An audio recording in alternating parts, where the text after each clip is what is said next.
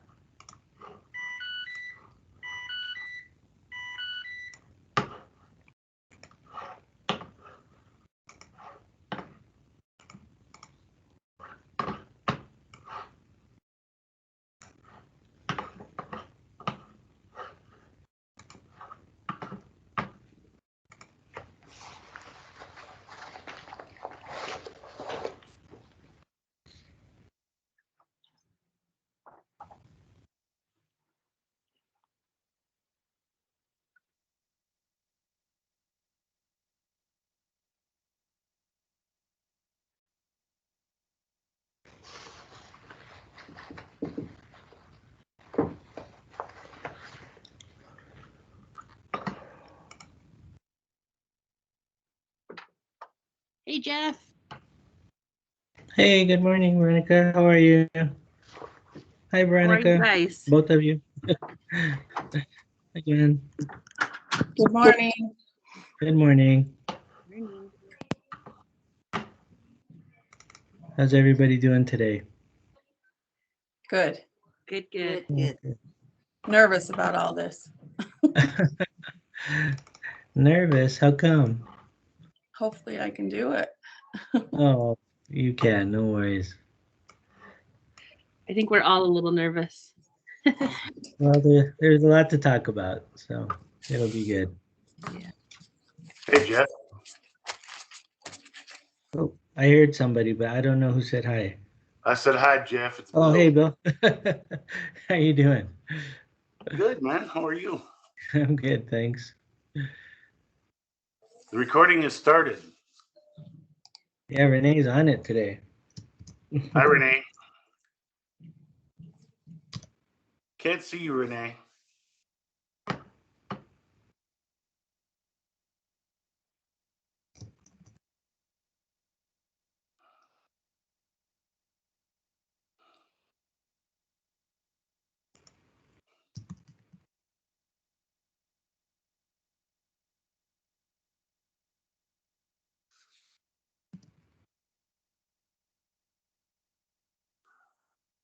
So it looks like we have a big bunch coming on, huh? Yeah, people are signing in. Renee, am I co-host?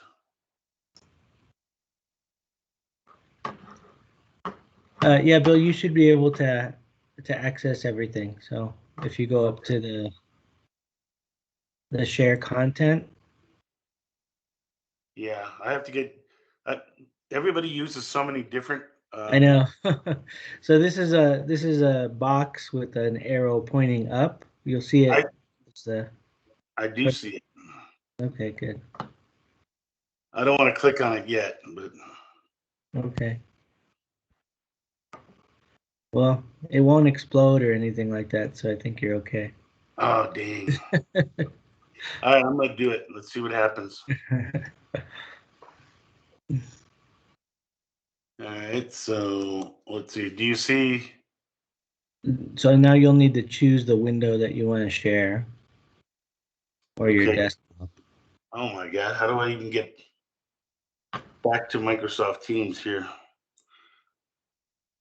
Do you see my screen or not? No, not yet. So when you click that box with the arrow, you should see it shows you options. One says, for me, it says screen and then windows. My my connection just disappeared. We still have you. And then to get back to the How do you get back? main window, just choose the same box, that little box with the arrow pointing upwards. Well, the problem is that I'm back to my regular computer screen. Microsoft Teams has completely disappeared. Oh, go down to the bottom then of your window. Yeah. You should have a menu of what's open and just choose it's a purple one and it has a T in the middle.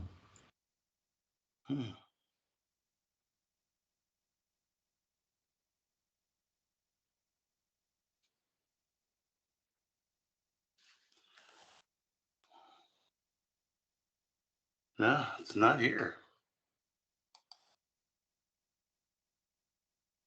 Do you want me to resend it to you? I may have to go back and yeah, because it's not showing me anything. There's nothing at the bottom of my screen. Is your window maximized? Oh, there it is. Okay, there it is.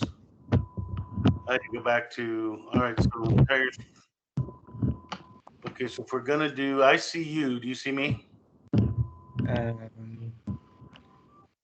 I'm gonna cancel that. Not yet.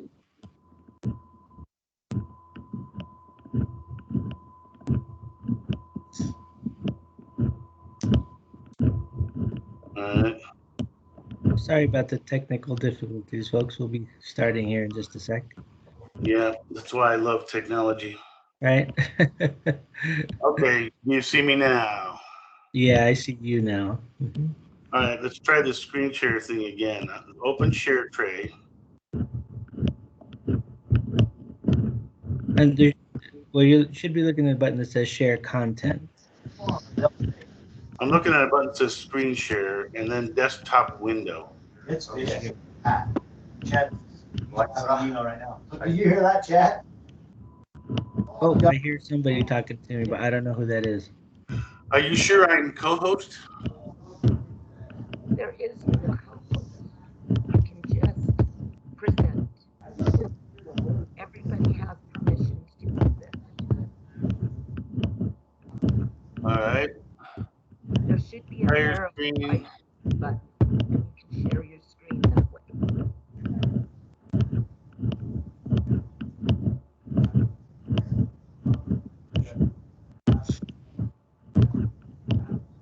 Yeah, it's not letting me share anything. Okay, I Renee, must not be co-host. Renee, can we have you share the presentation? Yes, sir. Let me grab it. Oh, Renee, I think I heard you speaking, but I can barely hear you. I said yes. Let me grab it. Oh, okay, thank you.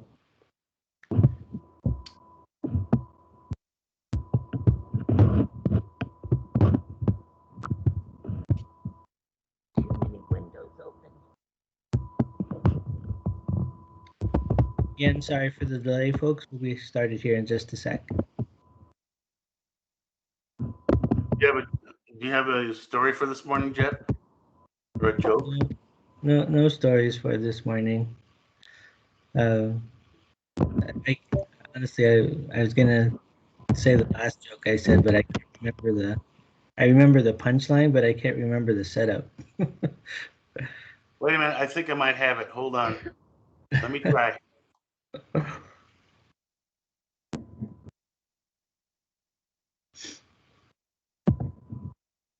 right. Can you see my screen? Yeah, we see your desktop. So anything you show Okay, us. so I think it'll work then. Okay. Let me put the PowerPoint up.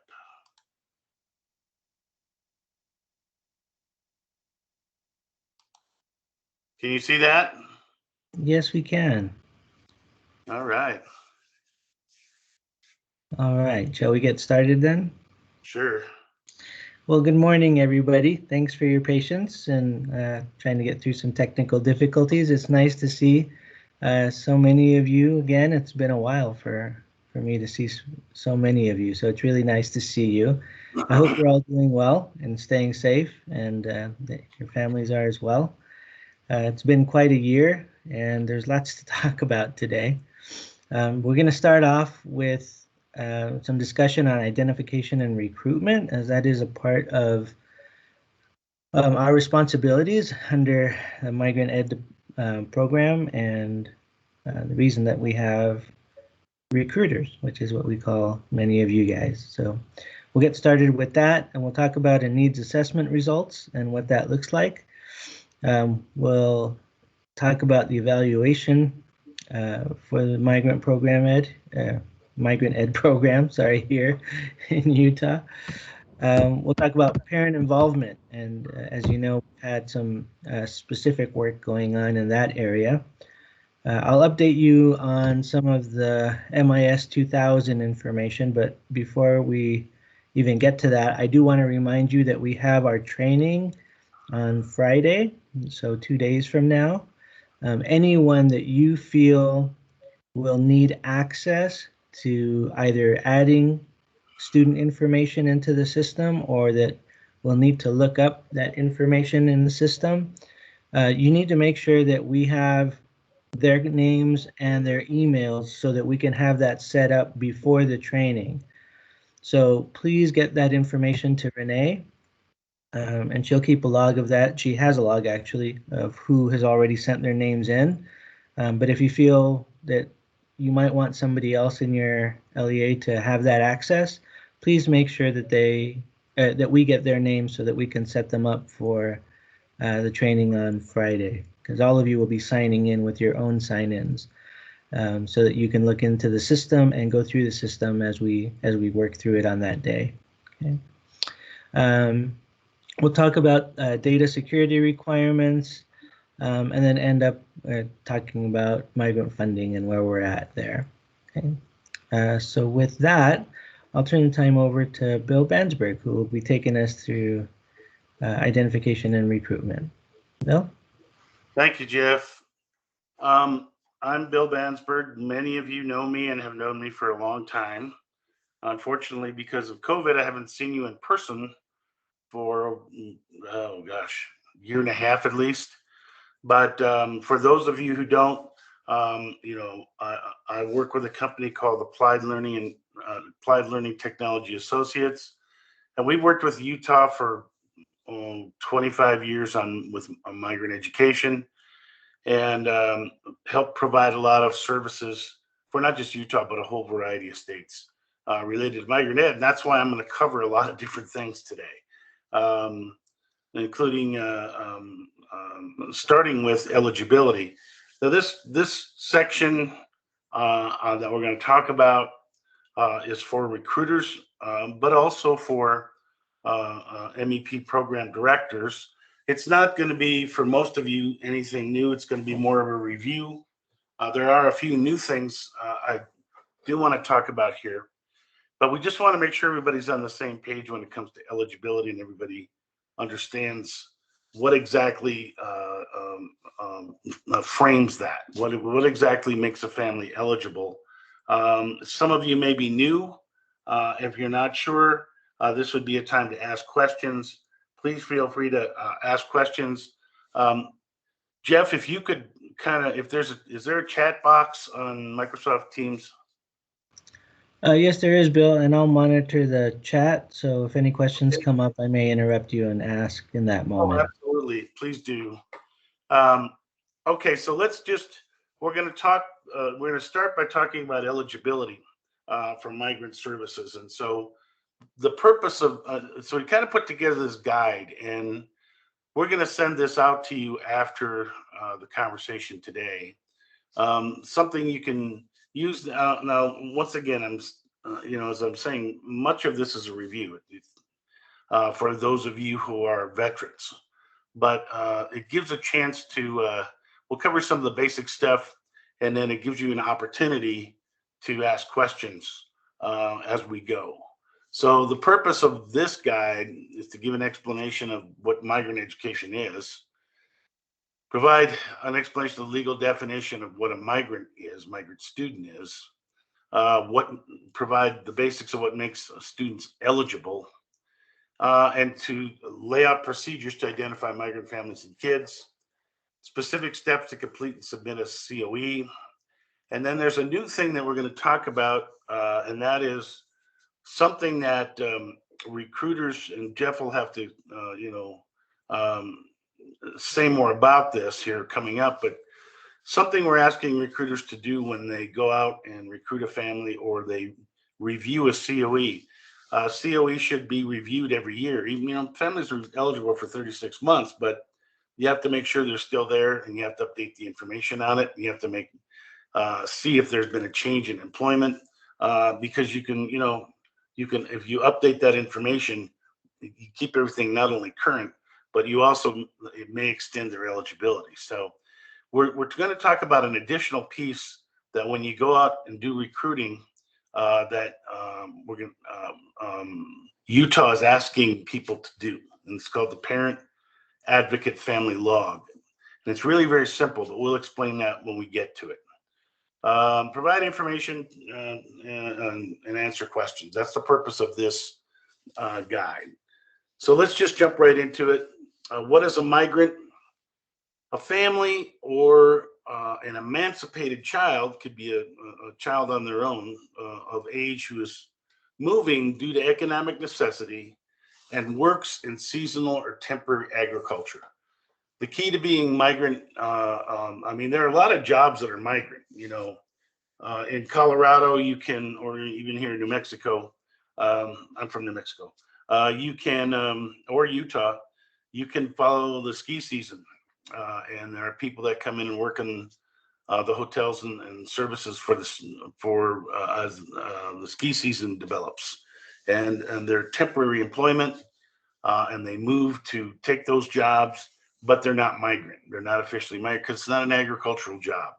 So the key to this is a person who moves due to economic necessity. They have to move to earn money for their family or themselves, and the job that they get or the job that they're looking for is in agriculture. And it's seasonal or temporary agriculture. And we'll talk about exactly what that means in a minute. So there's two parts to this. The first part is the family itself or the worker has to be eligible. That's what makes the student eligible. A student can actually be a migrant worker, but in most of the time, it's the family that they came with that is doing the agricultural work. It's their guardians, their parents. So the term migratory agricultural worker means an individual who made what's called a qualifying move. Qualifying move has to fit all the definitions of eligibility in the preceding 36 months. And after doing so, engaged in new temporary or seasonal employment in agriculture, which may include, dairy work or processing of agricultural products. We'll talk about exactly what kind of work fits in a few minutes here.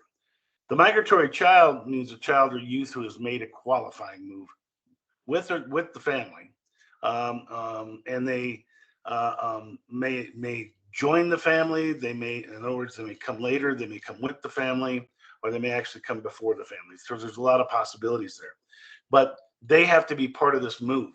In other words, the whole purpose of migrant education is to fill in the gaps that happen to a child's education when there's a lot of moving around. And so that's the purpose. That's why the program was created. These folks that follow the crops or follow livestock or agricultural production, move from place to place, state to state.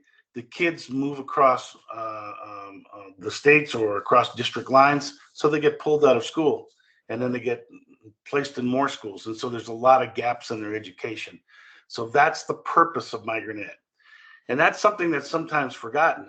Sometimes we get so wrapped up in simply finding who's eligible. Okay, we got the family, got them to sign a COE. They're now eligible. They're now in the system. We're done now. No, the whole point of this is none of the eligibility, none of the identification matters at all if you don't do something with the children. If nothing happens from that point forward. And so we'll talk a little bit more about how that's the reason we've added this next component called the Parent Advocate Log. We will get there here in a few minutes and to kind of explain that.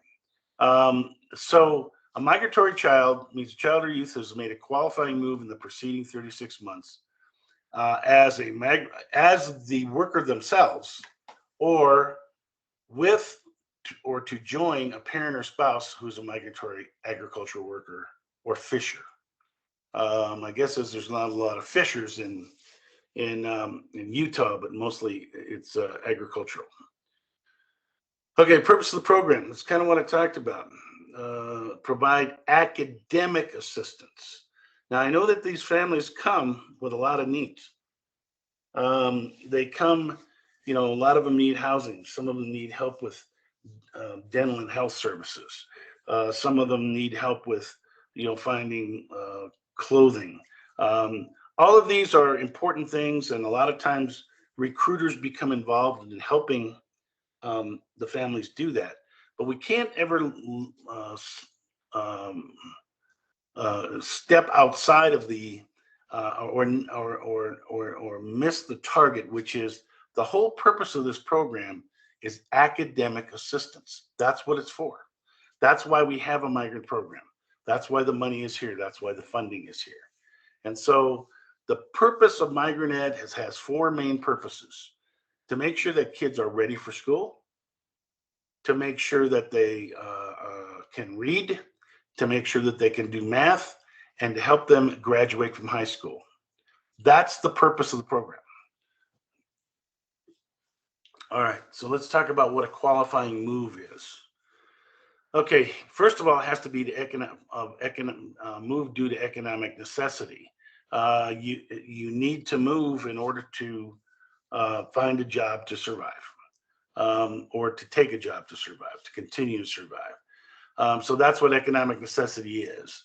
You have to move from one residence to another residence. You can't have a situation where, the family moves to Utah, the family moves to Ogden, let's say, and then the worker goes and finds a job in Provo, or the family has always lived in Ogden, and the worker goes to find a job in Provo, but the family never moves. Well, that's not a move. There's no move involved. If the family's always lived in Ogden, but the worker's working in Provo, that doesn't mean that they're migrant. The family actually has to move from one school district to another district. There are a few exceptions. In the case of a state that is comprised of a single school district, like Hawaii, then what happens is you don't move from district to district. If you're on the Big Island in Hawaii, and they do have a lot of migrants in Hawaii, actually, surprisingly, they have more migrant students in Hawaii than they do in Utah, almost 3 times as many. But you have families that follow the coffee, the macadamia nuts, and a lot of them that do subsistence fishing. So what happens there is it's just one big district, and they divided like the Big Island into several different what they call complexes. They're not school districts. There has to be enough of a distance. So if the family moves enough of a distance on that island, they're considered migrant. But almost no other state's going to have that kind of situation. Or you can have in the case of a school district of more than 15,000 square miles, in which a qualifying move is a distance of 20 miles or more to a temporary residence. That's possible. I don't know if Utah has any school districts of 15,000 square miles. Don't think so. But more than 15,000 square miles. But bottom line is, what you're really looking for is families that are moving. Most of the time, they're moving from out of state into Utah, or they're moving from a district in Utah to another district in Utah to pursue work, and the family itself actually has to move, not just the worker. All right, who's eligible? Children ages birth to age 21. Now, you actually are not going to receive migrant funding for kids until they reach age 3, but you do want to record that. You want to, and the feds want it. So you want to, when you fill out a COE, you want to put all the kids on it, even the kids that are, babies or 1 year old or 2 years old, and you have to monitor that, because one of the things that happens, obviously, if during a school year, a child who's 2 becomes 3 during the school year, then they are now eligible for funding. So it's something that the feds want to know, and it's something that you have to record. And I'm sure on Friday it might be a good question to ask when you're doing your MIS 2000 training, to how that's handled, because I know from experience that the U.S. Office of Migrant Education wants to know when kids become eligible. So you may start a year with a family, and you've got a child who's 2 years old. In the middle of the year they turn 3. They want to know that. They want that recorded, and they want that in the system, so they can accurately track the number of migrant students Utah has. Utah receives funding based on the number of students you have. And that's how Jeff distributes the funding to each of the school districts. It's the number of kids that you have, so that are eligible. So who's eligible? Ages birth to age 21. Once a child is, or they've graduated from high school. Once they graduate from high school, they're no longer eligible, they're done. Or they hit age, they're going to hit age 22. So age 21 who are entitled to a free public education through grade 12 in the state, or are not yet at a grade level at which a local education agency provides a free public education. So in other words, preschool. Preschool can count as part of a migrant program. And so it's for kids ages 3 to 5. All right, second thing that makes them eligible, children who moved as a migratory agricultural worker themselves, or with, or to join a parent or guardian. And all migrant kids are eligible for 36 months. There's been recent talk of maybe going back to 5 years. Years ago, it used to be that migrant students were eligible for 5 years. Now it's 36 months.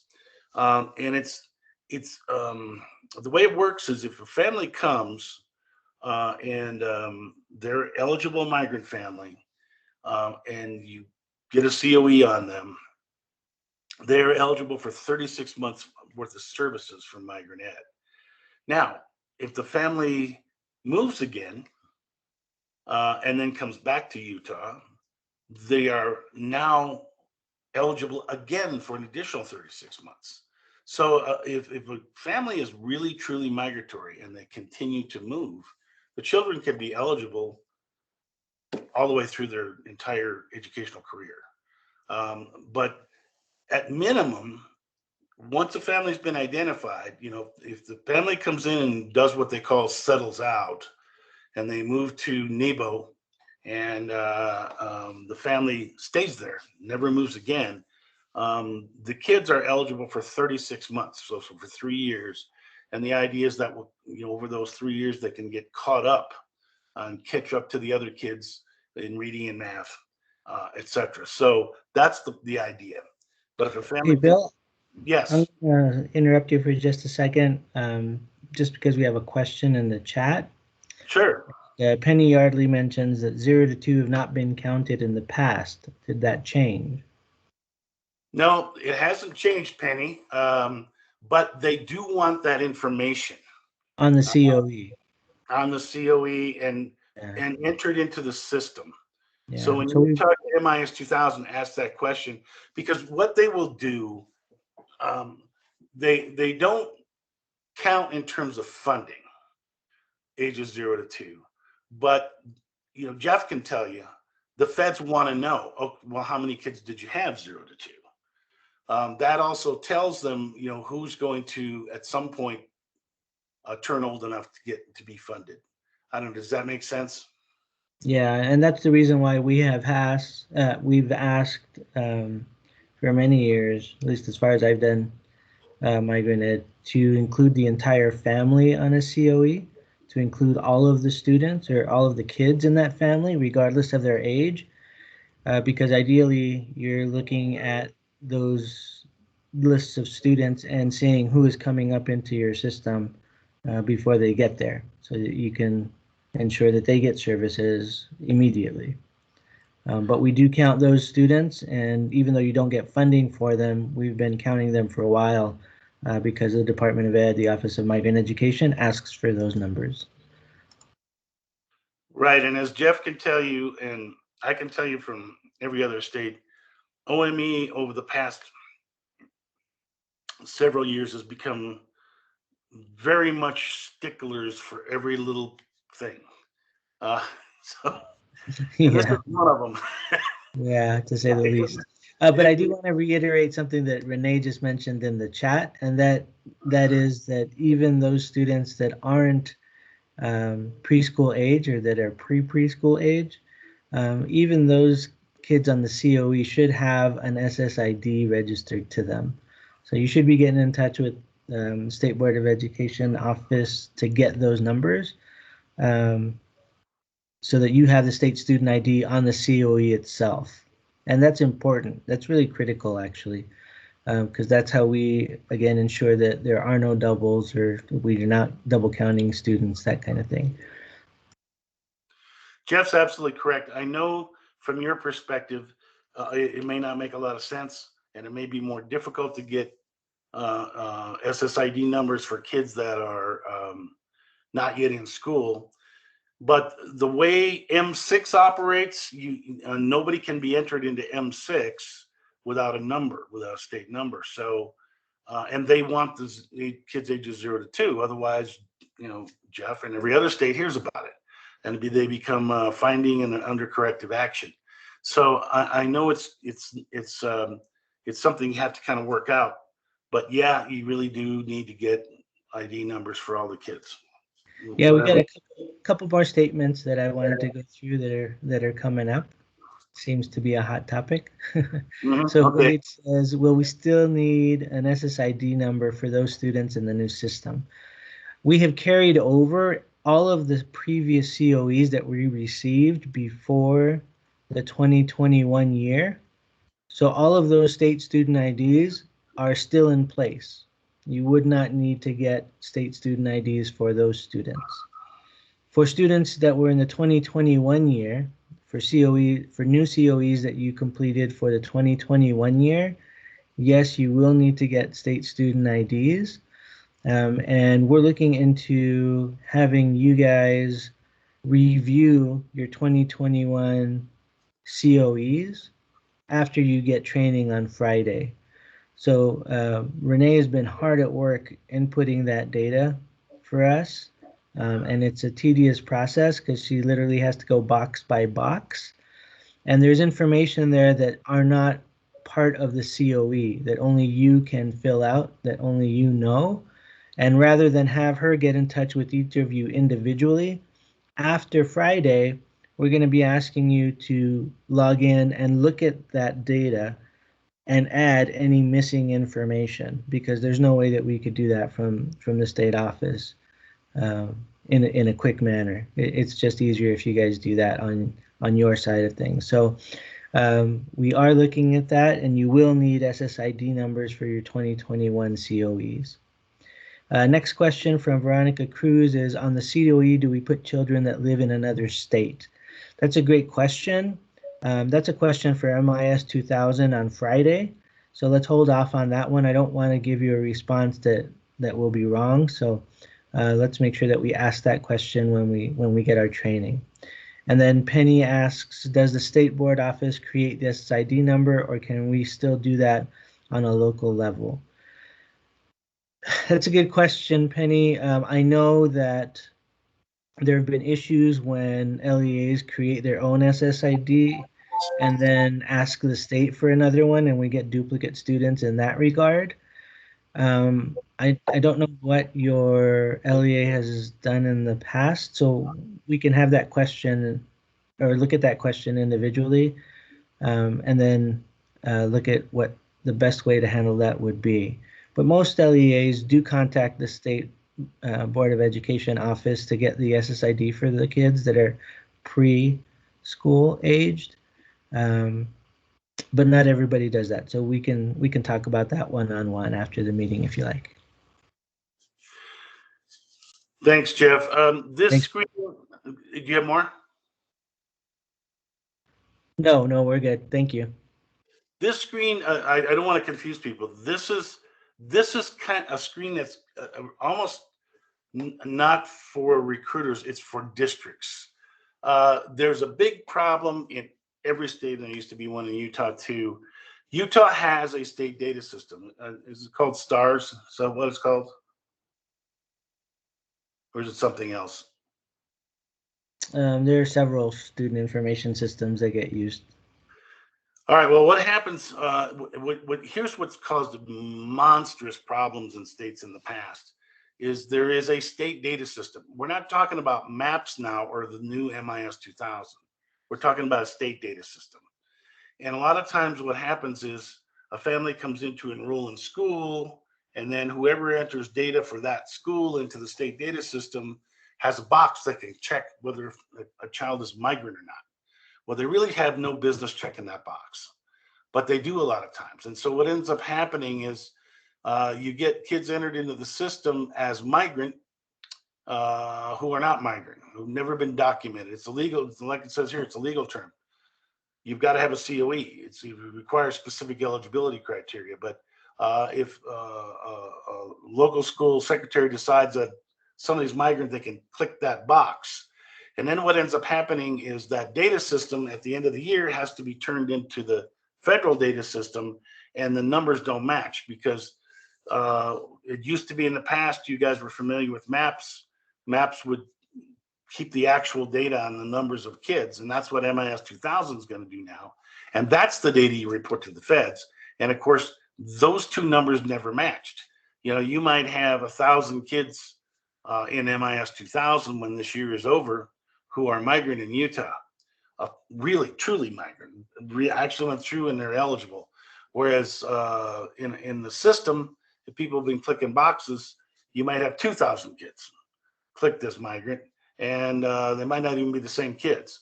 So it's kind of one of those things that you just have to be aware of that happens. And so I just put it in here as a slide just for something to be aware of. It's not something I think that most of you are doing or are directly involved in. Okay, we did put together a parent survey. And this is something that if you want to use, you can get copies of. We have one in English and one in Spanish. And the idea here is to make copies of this and keep it in the main office of every school in the district. So when a family comes in to enroll, if staff in your district are trained to use it, basically you just ask them to fill that out. If the questions on here are true, you know, basically the bottom line is just a couple questions. You know, in the past 3 years, has your family lived in another school district? You know, did they move here to work in these kind of jobs? And you've got the check boxes. If they did, there's a good chance they may be migrant, and it's something you can follow up on to enhance recruiting in Utah. I mean, as you guys are well aware, you know, there've been a cut in funding for in Utah for the total migrant funds. Now that has, you know, that happened. There's a specific reason why that happened. It used to be in the past, you know, Utah had, I mean, when I first started working with Utah, there was like 4,000 migrant kids in Utah. And the way the U.S. Office of Migrant Ed had it set up, they had something called hold harmless, the hold harmless clause, which means that they took a certain year back in the days when Utah had, you know, 2,000 or 3,000 migrant kids. And I said, that's the year we're going to base how much money you get every year. And so for many, many years, Utah was getting money for many more kids than Utah ever had. And then recently, this last year, the hold harmless clause ended. And so then they took a look at how many kids were in Utah, which is somewhere around 900 to 1,000. And that's why the funding got cut. It happened in almost every state. And it's, you know, I'm sure a lot of you got surprised by that. But there's nothing you can really do about it other than recruit more kids. And so this is a way, and this is why we kind of throw this out here. You know, I know that those of you who do recruiting are good at what you do, but this is another opportunity, another way to look into or find more families, because it's really difficult to find everybody. I mean, you just don't know where to look sometimes. So this is a way that if you use these forms and you give them to each school and say, you know, when a family comes in to enroll, just ask them these questions. You know, if they don't fit, fine, don't worry about it. If you get some filled out, you can go check on it and see if the family's migrant. So this is not something you have to use. It's something that's there. And so if you're interested, Bill, yes. Sorry to interrupt you. I just wanted to mention, because we've gotten a couple of questions on the chat. We will be sending this out. So Renee will be sending this out shortly after our meeting today, and she'll send out all of the forms that you'll be looking at, so you all have copies of them.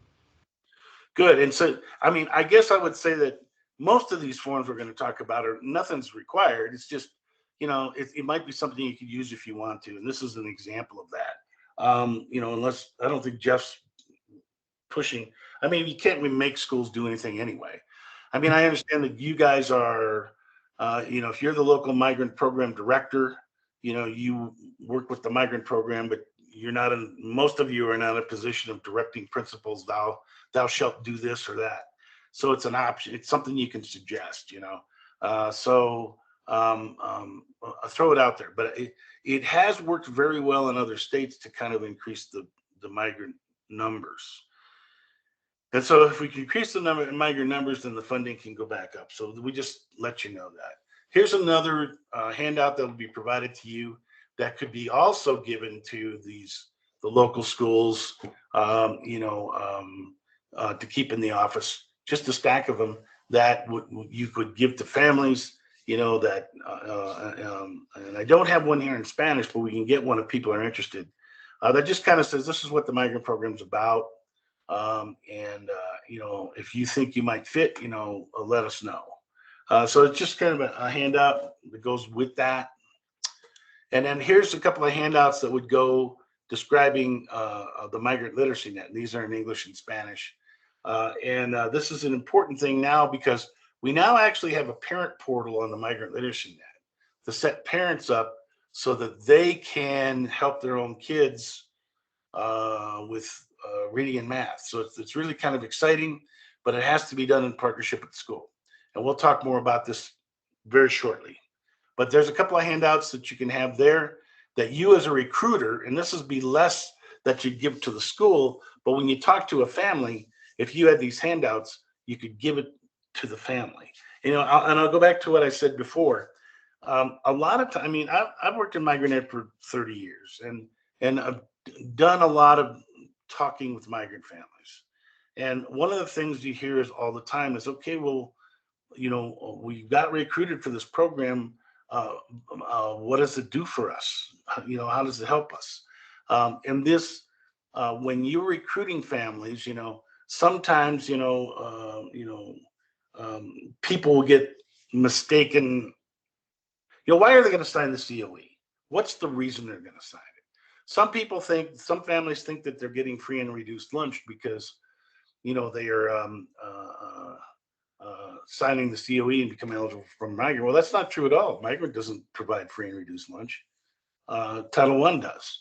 And migrant families often meet that criteria because of economic reasons. But being migrant does not entitle you to free and reduced lunch. So you have to have real reasons, of why are we signing a COE? What are we getting out of this?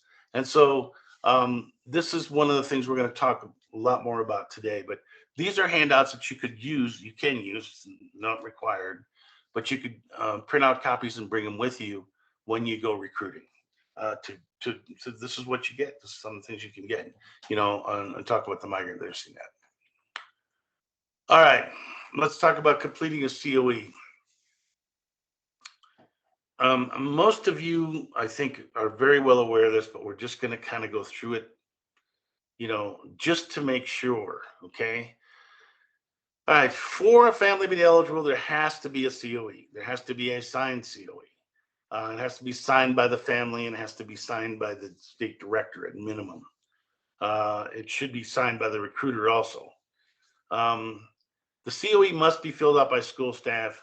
You cannot, we've had this issue happen in other states where one of the ideas they had was, well, maybe you could just send this home and have them fill it out themselves. No, you can't do that. Even in the days of COVID, there has to be a way to fill this out, and a recruiter has to do this, or MEP staff has to do this. The COE is available from the state of Utah. You can download that, or I'm sure you have copies of it. So I think I already said this. This is kind of I don't know if this will be changing in the future, but this is kind of what the COE for Utah looks like. It's a national certificate. It's kind of the standard for the way COEs look. Now, one of the things you guys will talk about on Friday, there's a lot of stuff that's not on a COE. A COE has certain information, and you will enter that, or somebody will enter that in the new system. In MAPS, it used to be you guys who would enter it. You'd enter it in directly from the district. I'm not sure how that's going to work for MIS 2000, but there's a lot of other data that has to be collected in addition to the COE. There's only a limited amount of data on this form. And so I'm sure that'll be discussed much more on Friday. But this is kind of the start. This is what makes the family eligible. And so this is the document that needs to be signed and turned in. So when we're completing the COE, got to have the name of the parents and or guardians. Many times, kids are not moved with the family, may not be living with their actual parents. It may be, a guardian of some kind. Got to have the address and phone number, and it has to be as accurate as possible. And these change constantly with migrant families, I know. So one of the reasons that, and it really is important, in my opinion, may not be required, but it's important that as a recruiter, you contact families regularly throughout the year just to see how they're doing, and make sure they're still there. Make sure the telephone's still viable, because that's the only way we can get a hold of families. We do the migrant family re-interview, which we'll be talking about as part of this workshop today. We've got to have current phone, and I know from experience that these phones change all the time. You call the number and there's nobody there, the phone's been disconnected. So you need to kind of keep up on, not just for the sake of the data and for the re-interview, but just to kind of keep up on the family and make the family feel like somebody cares about them, and that they're and so it's really helpful to kind of follow up on a family more than just once a year. Okay. All right. You get to the part 2 of the COE, and that's the child data. This has to be updated every year. Otherwise, none of it's accurate, and a lot of the information that is required by the feds, the data that's required by the feds, is taken from what you enter into your data system. Your data system is now MIS 2000, and I could tell you anything about maps, but in MIS 2000, I'm as new to it as you guys are. So how they do this, I don't know, but I do know for the COE. You got to fill in the name of each child. Some kids have 2 last names, and so you got to put that in there. You've got to make sure you got the current grade level, the gender, and very, very important is the correct birthday, because that's what lets the feds know whether the kids are still eligible. Yes, and actually M6 now has been built-in sorting programs and identification programs, so that if a birthday's incorrect, they'll find them and they'll send a list to Jeff saying these kids can't be eligible because their birthdays are wrong. And sometimes just because somebody wasn't careful when they wrote it in there, and they wrote something in there that doesn't, that was misinterpreted. So please make sure that you put those birthdays in. It's really important, because that's, the numbers, the counts is how you get funded. And so kids have to be, within that range of dates in order to be funded. So, all right. So on the COE, there's these mysterious columns, probably not mysterious to you, but just in case you're not sure, there's a column called MB, which means multiple birth. The student is a twin, mark yes or mark no, so that's what the MB column stands for. And then there's what they call the CD verification code. That is a birth date verification. And there are certain codes. They want you to be able to have some kind of documentation that, this is the kid's actual birthday. And so it can be any one of these things: a baptismal, church certificate, birth certificate, driver's license if the kid's older, entry in a family Bible, hospital certificate, etc. Most of the time it's 07, that's parents' affidavit.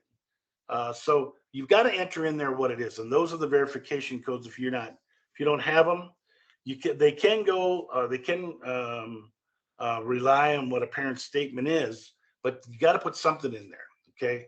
So that's what those birth verification codes are, and here they are in here, and we'll make sure we pass those along to you. I don't think most of you are familiar with this, but just in case you're not, that's the list right there. All right, the residency date. The residency date is the date that the family entered the present school district. And so you want to make sure you enter that.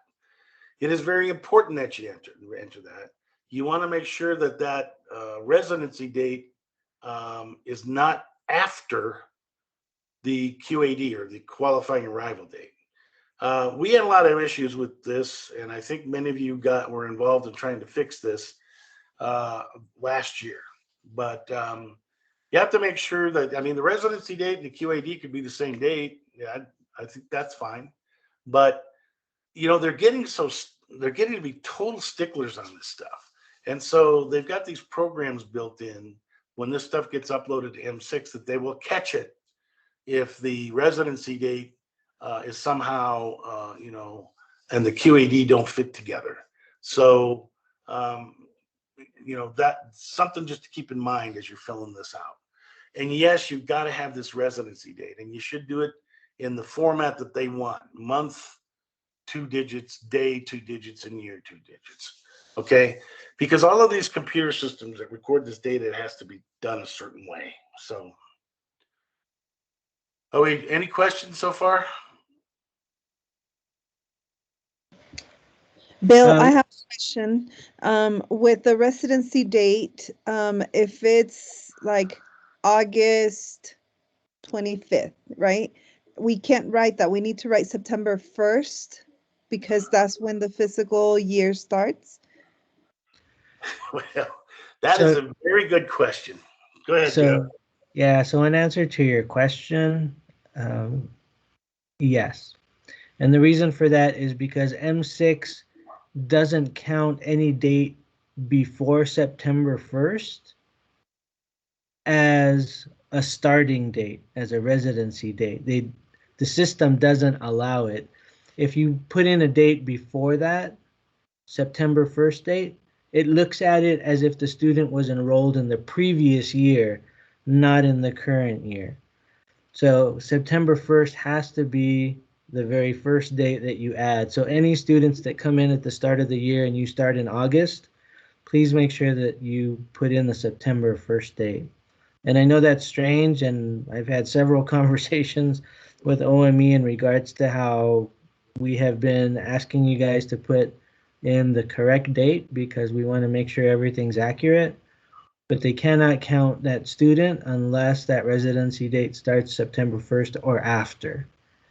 Yeah. So good question, Claudia. Thank you for clarifying. That's a really good question. Here's what you have to kind of keep in mind. Officially, the migrant program runs from September 1st of one year to August 31st of the next year. And so kids get counted within those dates.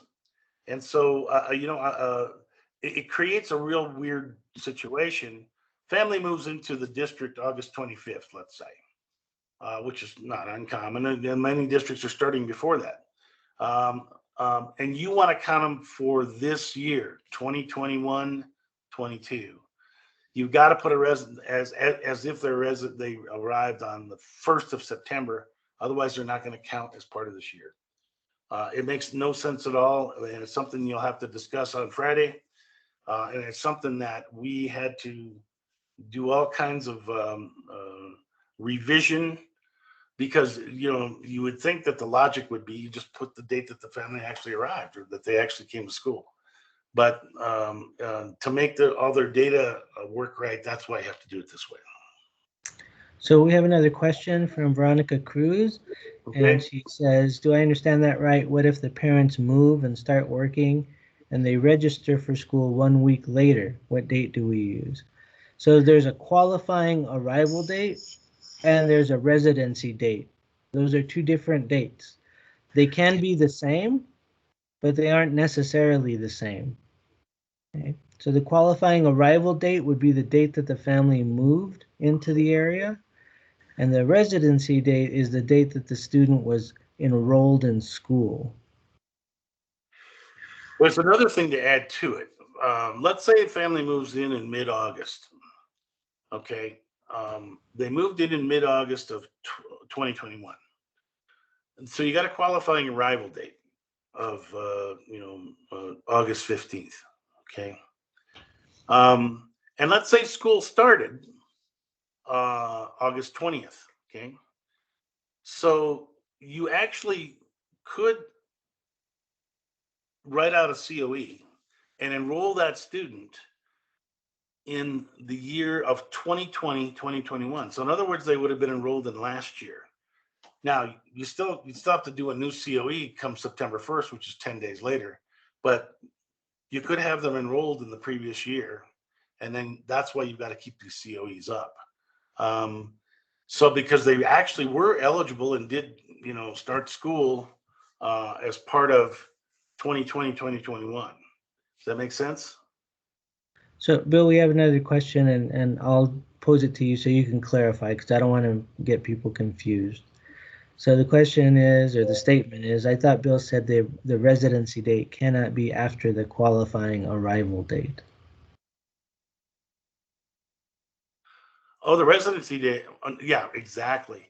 Because they arrived this is my understanding.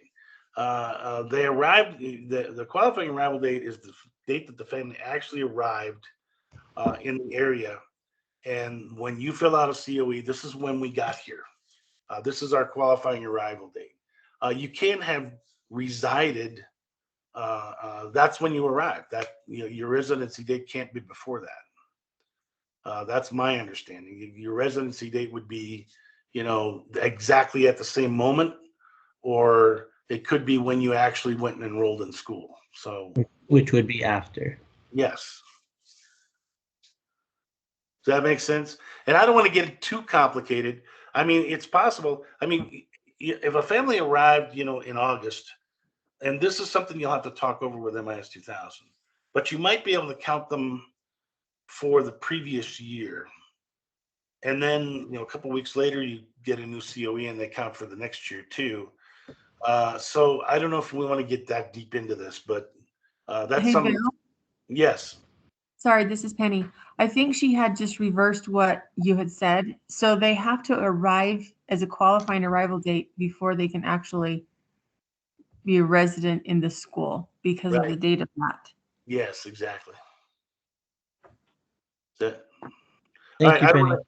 I'm afraid if I continue on this, I don't want to get people confused. So let's kind of move ahead here. Completing the COE. All right, the bottom half is part 3. It's qualifying move and work. I think you've all had experience with this, but you have to just check the boxes. The definitions. With the worker means the student came with the person employed, or did they come to join later? You check the proper box. Who is the worker? The name of the worker, because that's the person that makes everything eligible. Is the worker the child's parent, spouse, or guardian? Complete the next section is if the children joined the family. So the worker moved on a certain date and then the children moved on a different date. Okay, so you want to put those dates in. The qualifying arrival date is actually the date that both the child and the worker completed the move. That's the qualifying arrival date. That's the actual date when kids become eligible and the family becomes eligible. So that's a key date, and you got to make sure that that's accurate, and you also want to make sure that's updated, because if the family moves and comes back, you got a new qualifying arrival date. If they're doing agricultural work. Part number 4, the worker move due to economic necessity to obtain qualifying work, or obtain qualifying work soon after the move. They made a qualifying move, but they did not obtain work. They might have come to working in agriculture. There's a history of working in agriculture. They came here looking for a job, in the dairies, and they did not obtain qualifying work. They ended up working at McDonald's, but they did have a prior history of doing that. And there's credible evidence that the worker actually sought qualifying work in agriculture. So they would still count, okay? Now, what is qualifying work? There's a whole list of it. It's agriculture or fishing. Sometimes you might have a question. Okay, this family came in and their job is clearing rocks out of the field. So the farmer can plant. Is that a qualifying job? Yeah, it's a qualifying job. We had situations where the family came in and their job was to capture gophers. That's a true story. And so the question is, well, is that a qualifying job? Well, yes, it's a qualifying job because they're doing it to help make clear the fields. So sometimes you got to ask questions if you're not sure whether something's qualifying work. Something's really obvious, but it has to be qualifying work in agriculture, and it can be seasonal or temporary. The easiest way to kind of differentiate that is seasonal usually means things that grow. They're moving into work with I don't know. I'm trying to think of something right now. Work with soybeans, or they're working with apples or whatever, things that grow. So it's the harvesting season, and then they come in, they do this, and they pick the apples, and then when they're done, they leave. Whereas temporary employment usually means working with livestock, not always, but usually. It's a temporary job where they're getting hired to work with livestock for a certain set period of time.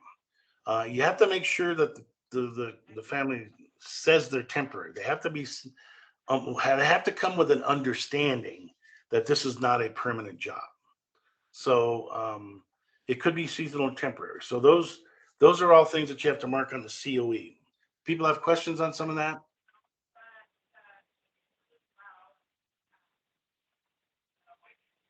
All right. Finally, the last part of the COE is part 4, 5, and 6. Part 4 is the comments. You need to be specific when you're talking about what kind of work. Otherwise, when it comes to auditing COEs or looking at COEs to see if families are really eligible, they get called into question. You can't just say farm work. You really need to be specific. And so, I give you an example. Eduardo stated he's working the onion harvest, separating good onions from bad. You've got to be as specific as you can. Otherwise, when it comes to the re-interview, and the re-interview is something we'll be talking about here shortly, but it is critical because any family that's found ineligible during the re-interview gets booted off the rolls. They're not, and you lose kids in your district. And then if enough kids are found ineligible, a state can end up having to pay back money. So we don't be in that situation.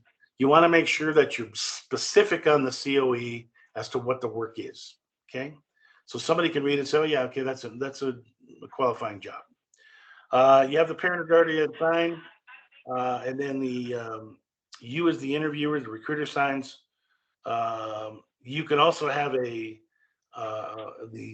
local migrant director can sign, and then the state director has to sign, or whoever his designee is. And that's the COE. Let me ask, are there questions on the COE? I think you guys are pretty familiar with it. You know how to use it, but anything else we want to talk about regarding how COE is filled out? Okay. Now, this is something that Jeff is asking you to do, and I'll start talking about, maybe he can add to it. This is something that we came up with as part for several reasons. One is Utah is part of a new consortium, the Migrant Parent Empowerment Consortium. As a matter of fact, not just part of it, Utah is the lead state. And it's the whole idea is to bring the family in and to create more parent involvement with migrant families. to make them more part of the program, to involve them more. One of the key things here, Giving out candy, maybe. yeah, giving out candy. But one of the things that is critical is that, as I mentioned before, a lot of families wonder, why are they signing this COE? What's the purpose of it? What am I doing this for? And if all we do is recruit families just so we can get extra funding for the schools, it's not the way it should be. We're supposed to be providing some kind of a service to the kids. We've got to get a handle on what that is. And there are a lot of different pieces. We'll be talking about one of those pieces coming up here in a few minutes, and that's the needs assessment evaluation. But one of the things that we can do is when you go out with a COE and you either fill it out for the first time for a family, or you review it with the family to see if anything's changed, or you talk to them on the phone or whatever. This is something you can also have with you as a recruiter. And it's a very kind of simple form that will go with the COE, and we want to collect this data. In addition to the COE, there's a couple of things we want to know. Don't worry about the bottom part of this form for now. Instructional services log, you don't need to worry about. But if you're a recruiter going out with the family, it's really important that we know what kind of needs the family has for their kids. Because we can't really do anything for the family unless we have identified specifically what their needs are. So it's a really simple kind of form. As a recruiter, when you get done filling out the COE, we've got the script right here. All you have to do is ask a few questions. Particularly, you can see there's 4 questions there. Do your kids need help with learning to read? If they do, you just check the box. They need help with reading instruction. Do your kids need help with learning math? If yes, check the box for math instruction. Now, they might mention other things, like they might need to learn English, or the parents might need a GED, or the kids might need preschool. You can check those boxes too if you want, and that would be helpful. The more we know about what a family needs, we can pull that data together, and we can specifically say the Martinez family in Nebo needs help with reading instruction. It's a way to target our instruction. It's a way to develop a plan to target our instruction. It's a way to look at this from a statewide perspective and see what the needs are. That's the first box. And so it's really just asking a few questions. You don't have to be an expert in education to ask that question. You can ask any parent, do your children, any of your kids need help learning to read? If they say yes, you check the box and you turn it in with the COE. The second box over here is we need to kind of have an idea of, particularly with the pandemic and all the rest of it, there's been a lot of virtual instruction. And then we have added a whole section to the Migrant Literacy Net, which you can get all kinds of help online for your kids. And so we want to know, does the family have, one, did they receive training on using the parent portal? Probably, unless we'll explain what that means in a minute. But you wouldn't, as a recruiter, you won't know much about that unless you actually went through the parent advocate training. That one's not as important as the other questions, if you haven't gone through the training. Does the family have access to the internet? It's important to know.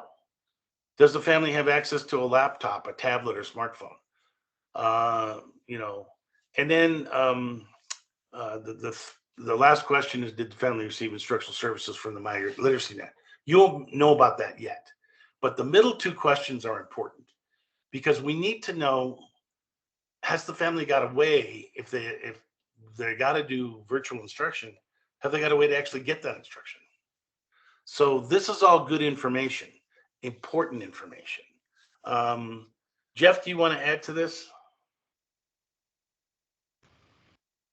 Yeah, only to say that I really felt like this was something that could be useful for all of us, not just for you locally, but also as a state, to be able to see what our families say they need and what they feel their needs are, long before any type of assessment or any type of formal school official assessment takes place. So this would give us a better indication of what our families are looking for when they come into the area and what kinds of services they would need, at least at a start, to be able to help support them and let them feel like they're important to us and that they're getting the services that they need. So we really ask that you all do this whenever you fill out a COE for the family, to fill this out as well. And then I don't know, Bill, we haven't talked about how we want to gather that information. Do you want people to send that to you? Do you want it sent to us and then we'll compile that for you and get it to you? How would you like to do that? I think that the simplest way, okay. Let me ask the question. The COEs that they fill out now with the new system, your hard copy COEs, what happens to them? Are they going to be sent to you, or? That's a good question. That's a question that I'll be asking MIS 2000 on Friday when we go through our training. So everybody gets the same answer, but I don't know off the top of my head currently. I would say that when you do the COEs, everybody, you collect these forms and keep them with the COEs, and then there will come a time when Jeff will request that you send in these parent advocate logs. And so if you could do that, that would be really helpful. This helps us get there's a whole lot of reasons to do this. Not only, as Jeff said, local reasons, but it also helps with the needs assessment.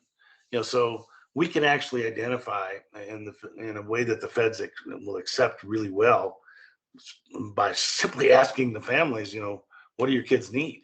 And then we can talk about different kinds of services that can be offered to them, some potentially additional funds coming from the state to support some of this kind of thing. So it really does help, not only to know what their needs are, but also to know if they have any kind of connectivity. Do they have to the internet, and do they have any devices that they can use to connect to the internet? So those are important things. It is also going to be important because we'll talk about this parent portal and this on the Migrant Literacy Net and parent advocate training. If you're interested in that, that's something that folks can do that we think will enhance your program. Some of you have really big programs and you have a lot of stuff going on, but this is a way that even recruiters can help families directly. So we'll talk more about this coming up. All right, let's just finish up this eligibility piece. Let's talk about this. There's a few things that I think people know, but going away for Christmas and returning is not a qualifying move. So if they're going back to Mexico for Christmas, for a couple of weeks, that's not a move. Now, if they went back down to Mexico in November and didn't come back until February, and they were engaged in qualifying work while they were gone, and then they come back to more, that would be a qualifying move. But I think most of you know that this is a common thing. A lot of times the families will go back to, wherever they came from for Christmas. That's not a qualifying move. Be specific about the type of work. I've already mentioned that. When you write it on the COE, it's really important.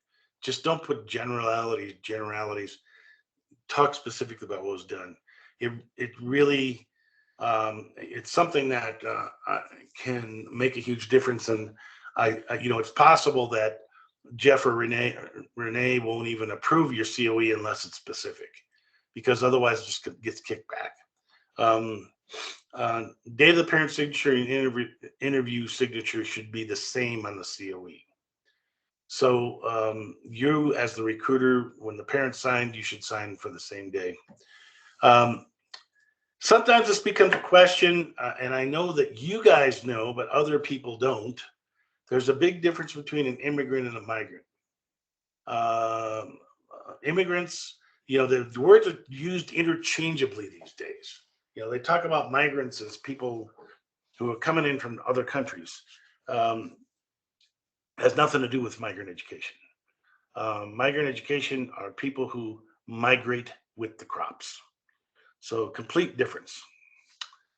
That we already covered this. Ask if there are kids ages 0 to 5 at home and include all of them on the COE.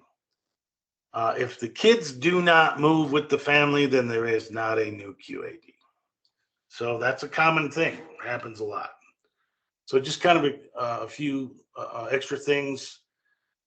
Okay, any completed COEs? I don't know how you're going to handle this. I put this in here, but it may be that you scan or email completed COEs to Jeff.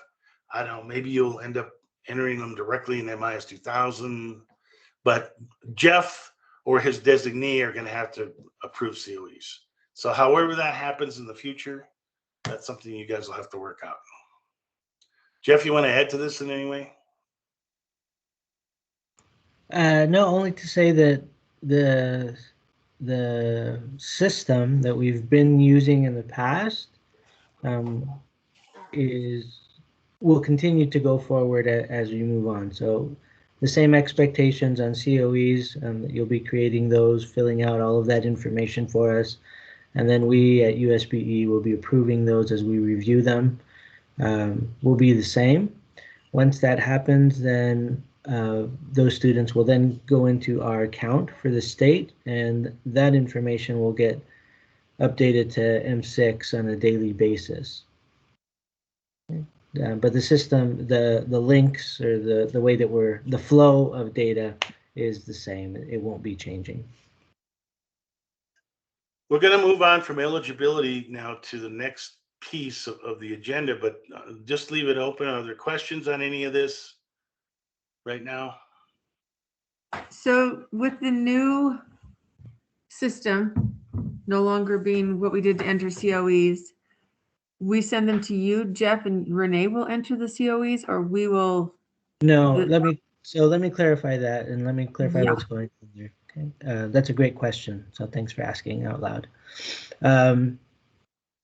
This past year, we have been trying to get and implement this new system, and it's only until recently that we've been able to actually get access to be able to add data into the system, literally just a couple of weeks ago.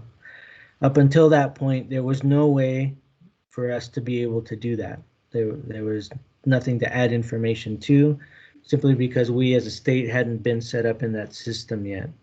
The holdup had been that just like we had to move on to a new vendor, there were several other states that had to do the exact same thing. And the vendor that we ended up with also collected all of those states.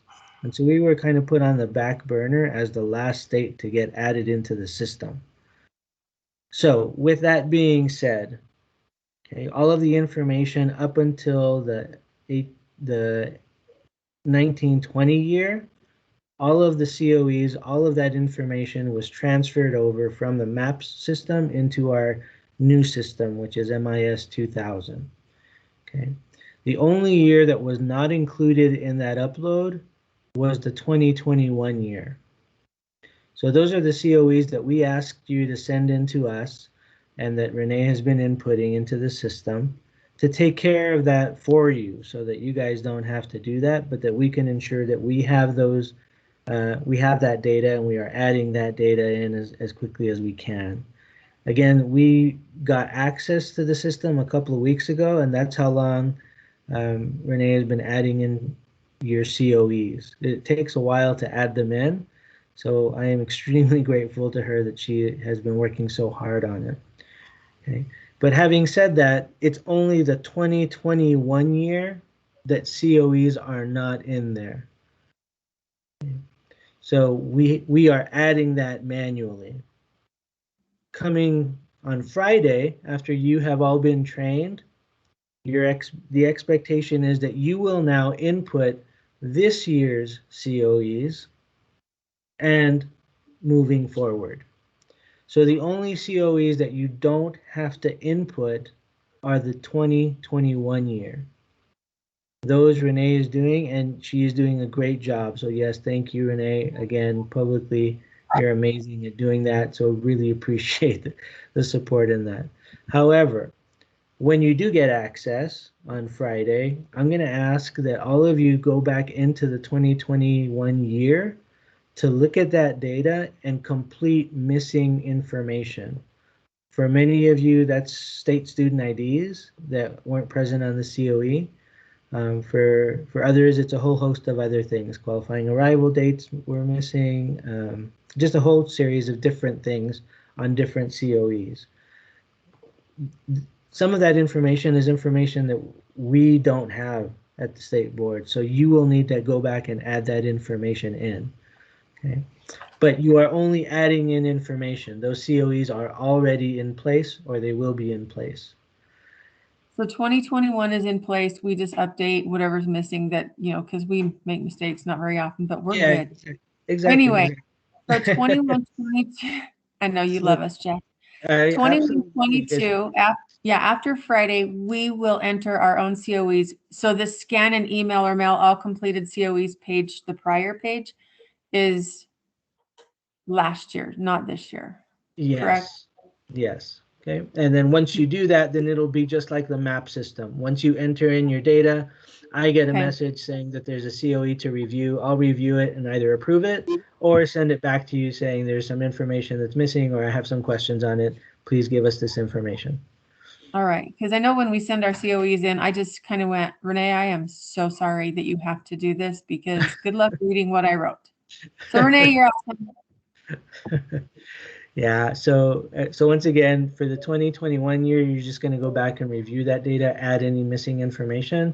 For this current year and from now on, you're going to be doing just like you were previously in MAPS, creating your own online COEs, filling that out, then getting that into us through the system, and then we'll approve it or deny it depending on where it's at, and then we'll go from there. But only our approved COEs count as students for the state.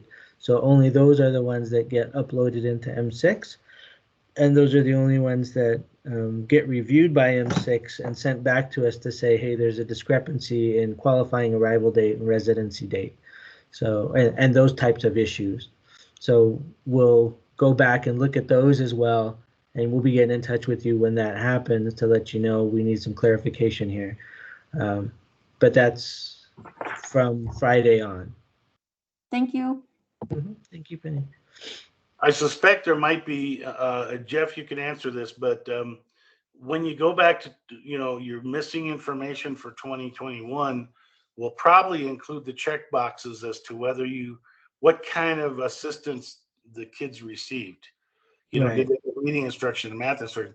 That stuff can't be ignored. I mean, it's become like paramount.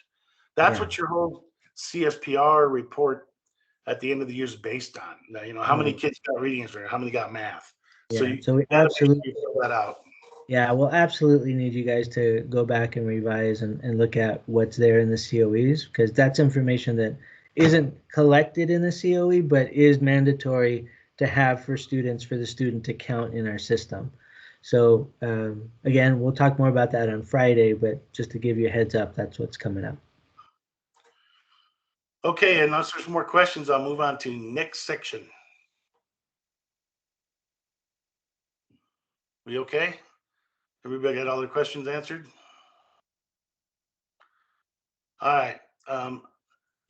Last year we did the comprehensive needs assessment. We're actually going to do the evaluation this year, but I want to talk to you about the results of it. We'll go through this fairly quickly. It's not going to take that long. But as you know, and I've talked about this before, the U.S. Office of Migrant Education wants migrant programs to use a continuous improvement model, which is, I don't disagree with. I think it's a good idea, because what it means is, rather than just assuming and doing the same things over and over and over again, we're going to make sure that we're on target. So the idea is that 1 year we do a needs assessment and we look at the needs, which we did this last year. You guys did a wonderful job of collecting that data. We created a needs assessment process. You guys completed it. We analyzed all the data, wrote a needs assessment report, and then based on that, we came up with a service delivery plan for Utah. We're going to target the services on what the needs are. And so this past year, we did that. And then we have to come back this year, and it's actually spans, by this year, I mean 2021, 2022, and we have to do the evaluation. So I'm going to give you, I'm going to start this evaluation conversation today. I'm going to show you all the necessary data collection forms, but the data gets actually collected between the end of this year and the beginning of 2022. So we're not just, there's no rush in it. And I hate to say that because that means that people may not, get around to doing it till next year, but we have to collect evaluation data, and we have to evaluate the program and make sure that we're making progress towards meeting the needs. Okay, so let's look at. Here's when we did the needs assessment. We said that there were 3 major needs in the state of Utah.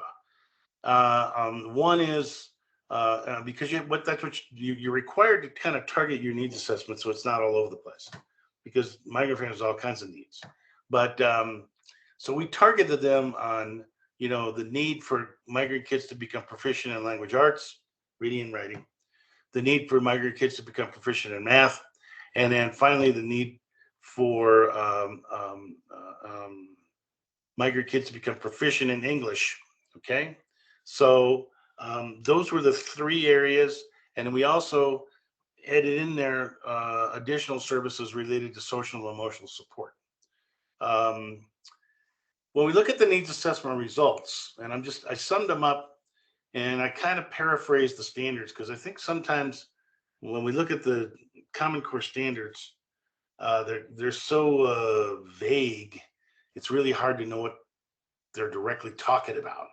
So I wanted this to be real specific so we could understand. There were 7 major findings with the needs assessment. I don't think this is going to surprise anybody, but these were the major findings. And so this is what you build a service delivery plan on. 1, the need to increase literacy skills in general for migrant kids is the highest overarching need. For all things related to migrant, literacy skills like reading and writing, that's the highest need. The highest specific needs in reading are comprehension, punctuation, phonemic awareness, basic vocabulary, and letter recognition. Those are the areas that we found that kids needed the most in terms of instruction. So your target instruction, come up with things that target literacy. These would be the areas that have the highest need. Highest specific needs in math are problem solving, algebra readiness, and for English language learners, understanding of math vocabulary. Okay. Once again, I don't think these things are necessarily a surprise, but it's a way of targeting our services. The lack of English language proficiency is a significant issue at all grade levels. For most of our kids, it's in Spanish, but I do know that there are, in some of the districts, there are kids from different areas, Somalia, etc. So the lack of English language proficiency is a significant issue at all grade levels. The highest needs for EL students in reading are vocabulary, grammar, and comprehension. And the highest needs for EL students in math are algebra readiness and problem solving, as well as understanding math vocabulary. Okay, so all of that helps us design a service delivery plan to say, okay, these are the things we're aware of where the high needs are in terms of academics, and something that we need to focus our services on, focus our however our migrant program is, whatever we're doing to meet the needs of kids, we need to take this into consideration. That's the way they've designed this continuous improvement model. And then finally, the last one is that both staff and parents indicated the need for family liaisons of some kind, something like parent advocates. So we're going to talk more about that. Hey, Bill, before we move on, we have a question from Penny. What are the needs assessment determination and results based on? Grades, test scores, what tests, etc.? The needs assessment, well, it's all the forms that you guys used in the past. We didn't have a lot in terms of state assessment, okay, because of the pandemic. But we had teacher ratings. So the teacher ratings of kids according to the standards, that was one thing. We had a survey that we gave to administrators and teachers, asking them these questions. We had parent surveys that we did with parents, both English and Spanish, in which they were asked these questions. We asked everyone to list what they thought the most effective strategies were for meeting the needs and what the needs were. So it's a whole variety of things that we collected data on. You guys remember you've used these needs assessment forms before. All of those forms that you filled out, that's what we based it on. That answer the question? It does. Yes. Thank you, Bill. Okay. All right. So then we took that information and we created a service delivery plan. So this kind of model is what they require. It's this. They even require the language, and so Jeff and I were talking about this yesterday. If you don't use the right language, they can put you into corrective action. So this is a design that's not, Bill and Jeff didn't come up with this idea. It's basically the U.S. Office of Migrant Ed says, thou shalt do it this way. So when you do a service delivery plan, you have to have what they call performance targets. Performance targets, just a general explanation, is long-term goal. By 5 years in the future, or 4 years or 3, we will have improved this much. And you're supposed to base it on whatever the state said. The state has an ESSA plan. Every Student Succeeds Act plan that it has to turn in. And so we have to base it on that. So sometimes you look at this and go, that's kind of unrealistic projection. Like for instance, language arts. By the year 2024 academic year, 41% of all migrant students will score proficient in language arts based on teacher ratings or state assessment scores. Well, if you look at where kids are now, they're much lower than 41%. How realistic is that? I don't know. It's something we're going to strive for, but it's based on what Utah said was going to happen in the ESSA plan.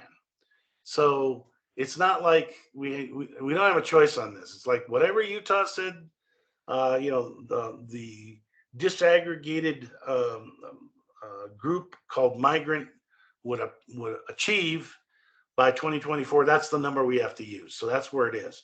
We have to have these performance targets, these long-term goals. And so we based them on the areas that we looked into in terms of need.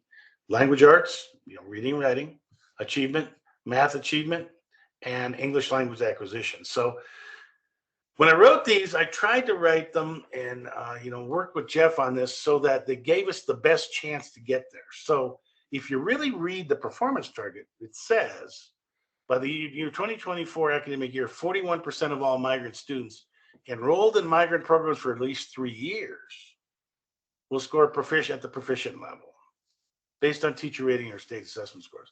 So we're trying to get and make it clear that, look, you can't expect a kid who came in last month and doesn't know how to read to all of a sudden become proficient. So we're saying that kids that have to be there for at least 3 years. And it's the same thing for math achievement. The state in the ESSA plan said 43%. And the way it works on the ESSA plan is the ESSA plan for the state disaggregates students into these different groups. And so, there's, regular students, there's students who are English language learners, etc. And so they're all broken up into these different groups. And so what migrant kids are likened to, we use the same, there is no specific for migrant.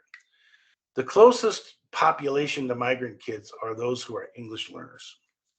English language learners. So we use the numbers from English language learners as to what they are supposed to achieve by the year 2024. So that's where these numbers came from.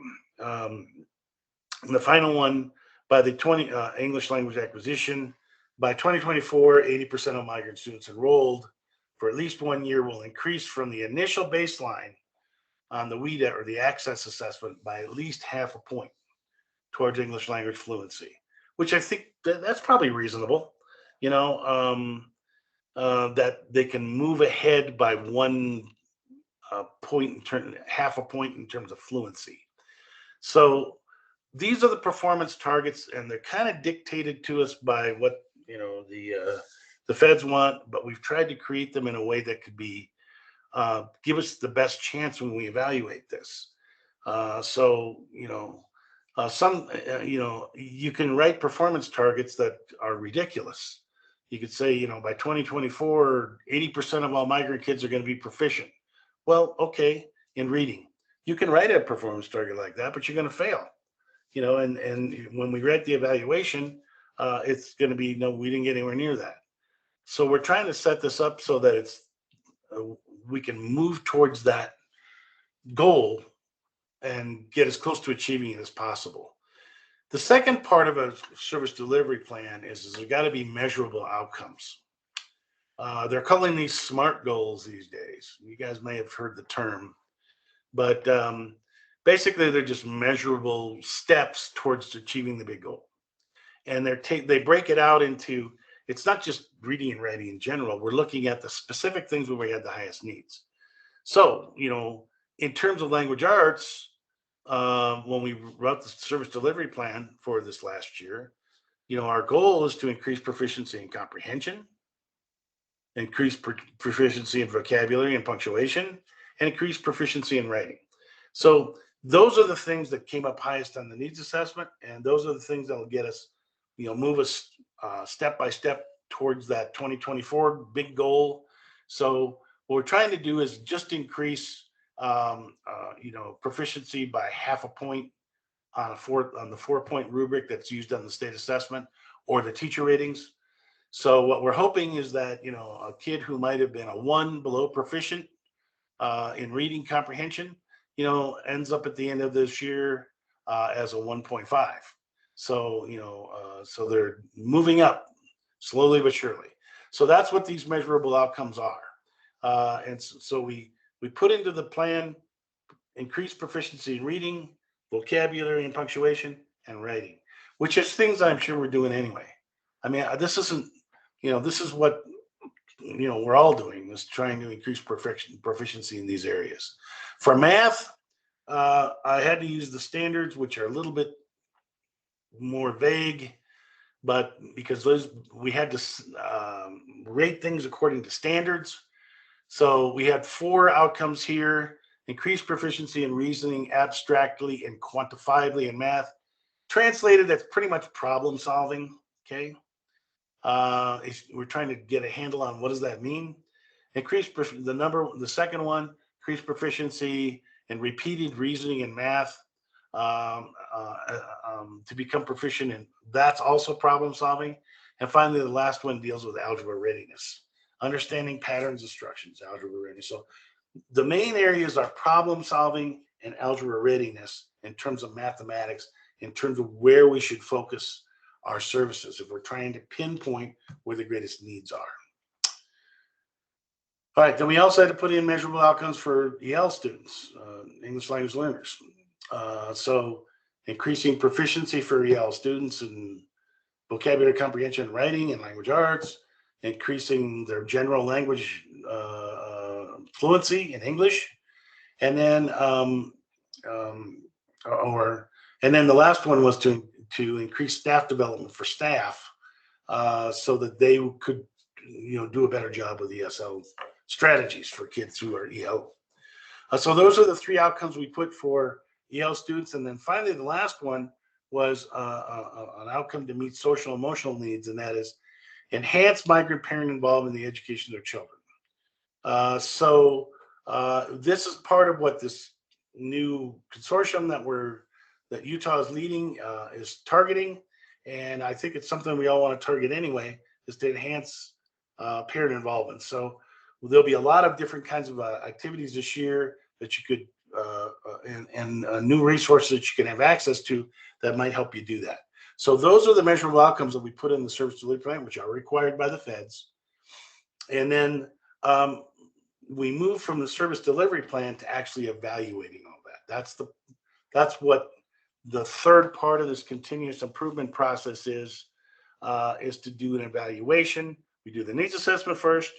We write a service delivery plan, and what's supposed to happen is you guys are supposed to write when you apply for your funds, you're supposed to respond to how you'll meet the needs of kids, migrant kids that were identified in the needs assessment, and using targeting what was in the service delivery plan. That's what's supposed to happen. So in your application, and I'm sure most of you did, you wrote what you're going to do about improve kids' reading and improve kids' math and improve kids' language acquisition. So I don't think this is too big a step away from where we've been throughout the years. So that's the way that's the way this whole system's supposed to be designed. We identify the needs, we create a service delivery plan, you write your application for funds saying we're going to meet these needs in this way, and then we have to come back the next year and do an evaluation to see if we made some progress. And so that's where we're at now. Let me talk about migrant program evaluation, and then we can ask questions before we move on to the next piece, okay? All right, evaluation is done to find out the answers to certain questions. And these are questions that the feds have, laid out. Are we moving towards achieving these performance targets? The ones that the big goal we're supposed to meet in 2024, are we actually moving in that direction? To get kids proficient in reading and writing, to get them proficient in math, to get them understanding English. Are we impacting student achievement? Are we moving kids towards meeting those measurable outcomes?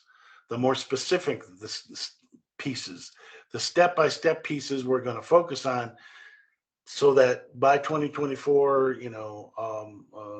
proficiency will have gone up in those areas. And then they also want to know what services were actually provided to kids and how effective were they? Did they actually work? What do you think the most effective services are? So those are the three things that we're covering in evaluation. Evaluation, we'll be collecting data from a variety of sources, and this goes back to Penny's question. Where are we going to, what sources are we going to use to figure out whether or not we made we were successful in moving towards proficiency. So we've got a variety of forms that we use, and the forms collect this kind of data. And I'm going to explain this in a second, and we'll talk about these forms. Many of you have seen similar forms in the past. Each of these forms is slightly different than what we've used in the past. But where we're going to collect data for evaluation is we collect data on demographics. When I say PFS status, that means priority for service kids. It is really important now that we don't have maps anymore. When I'm doing the evaluation, because we're the ones doing it, I have to know who's priority for service and who's not. So it's very important that you check that box on the form, and I'll show you about that. I'll show you where that's at. Talk about it in a second. So, but we've got to know who priority for service kids are, and priority for service kids are kids that have two pieces have to be true. One is they have to have their education interrupted within the last year, which means they moved, So if they have a QAD within the last year, that's one part that they need to be priority for service. The second part that they need to be priority for service is at risk in some way. And you have to be the judge of that. We have a list of the way you can judge that. but you have to judge if they're at risk in reading, they're at risk in math in terms of proficiency, they're at risk because they're not English language speakers. You have to use some other thing. They have to be at risk in some way. If they're at risk academically in some way, and they had their education interrupted last year, they're priority for service. Why is that important? That's important because it can affect your funding. Priority for service kids actually can get more funding. Secondly, it's where we're supposed to target our services. We're supposed to target our services on the priority for service kids. You know, if you got a migrant kid that comes in that's a straight A student, well, you don't need to really worry about them a whole lot. It's the kids that are at risk that we need to target. So we collect information on who's PFS, what grade level they are, whether they're English language learners, etc. The second area where we'll get data is state assessment scores if we have them at the grade levels we have them at. They weren't available for 2020 or in part 2021 due to the pandemic, but whatever state assessment scores we have to use as part of the evaluation. One of the things that we do use and have used for years is teacher ratings.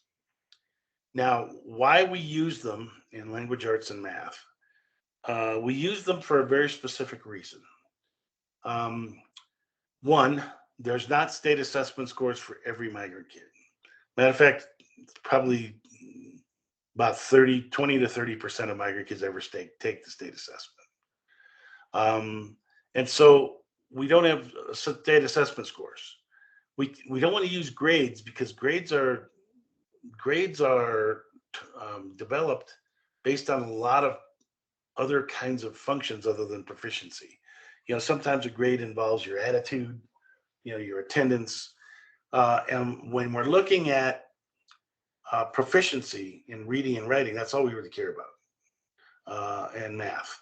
So teacher ratings are a subjective way, just as grades are subjective, in getting an idea of where kids are in reading and math.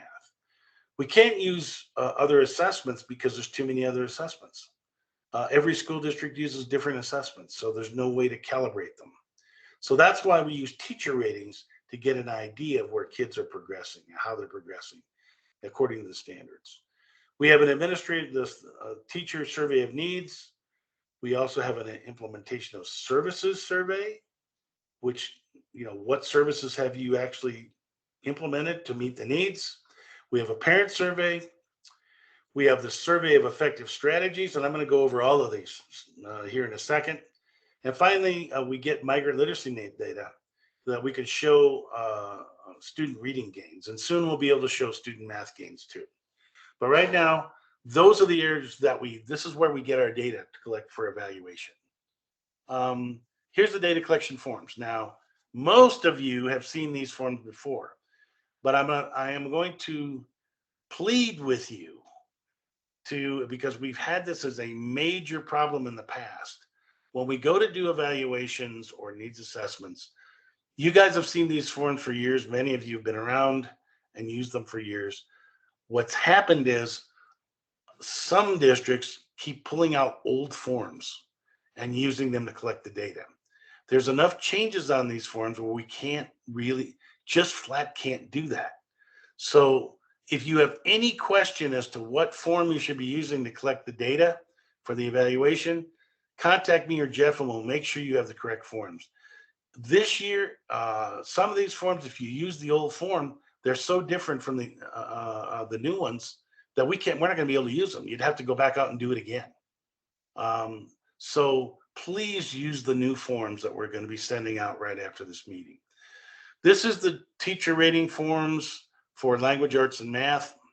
And most of you have used these before. Each of these forms will be given to a teacher who has migrant kids in their class. You know, they might have 2, 3, 4, however many migrant kids they got in their class. And it's helpful if you as the migrant program director or migrant staff actually enter the migrant student's name on the form before you give it to the teacher, because they may not be aware that the kids are migrant. So the best thing would be if you have a teacher that has 3 migrant kids in their class and they're teaching language arts, write the names of the 3 kids on the form And then you check whether the kids are priority for service or not. The teacher's not going to have a clue what priority for service is. It's only migrant staff that will know that. It is really important that the box gets checked, that second box, priority for service. I've got to know in order to write the evaluation. They ask very specifically that everything be disaggregated by priority for service. So I've really got to know who the priority for service kids are. What's their grade level? If they had a WIDA score or an access score, what's that score? You can write it on the form. If they had a state assessment score, you write that on the form. And then the rest of the form is for the teachers to fill out.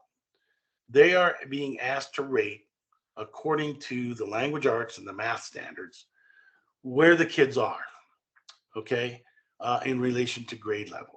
Are they a 1, which is below basic? Are they a 2, which is basic? Are they a 3, which is proficient, or are they advanced?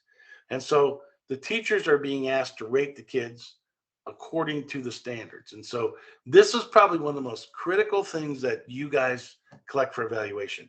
We've got to have some information in relation to performance of in language arts and math in order to do the evaluation. This is like the most critical thing you do, these forms. And I know they're the most time consuming for you, but they're the most important things that you do. We do have a paper, a flyer that goes with this that you can give to teachers that explains how they would rate the kids, okay? And so we've got this listed here so they can get an idea of how to rate kids on a 1, 2, 3, or 4 level, okay? And what we do say on that flyer is, please, as a teacher, rate kids only on standards that you have provided instruction for that child. Please rate them on their current grade level. You know, are they operating at grade level or below or above? And so that gives them some instruction on how to fill out the forms. We'll talk about the deadline for these coming up, but we'll pass the forms out now. You can start doing it now, and we plan on having everything done by February. So, well, you can do this as it makes sense for you to do it, to collect information on where the kids are in relation to reading, writing, and math, okay? The second form that we have for evaluation is the administrator teacher survey.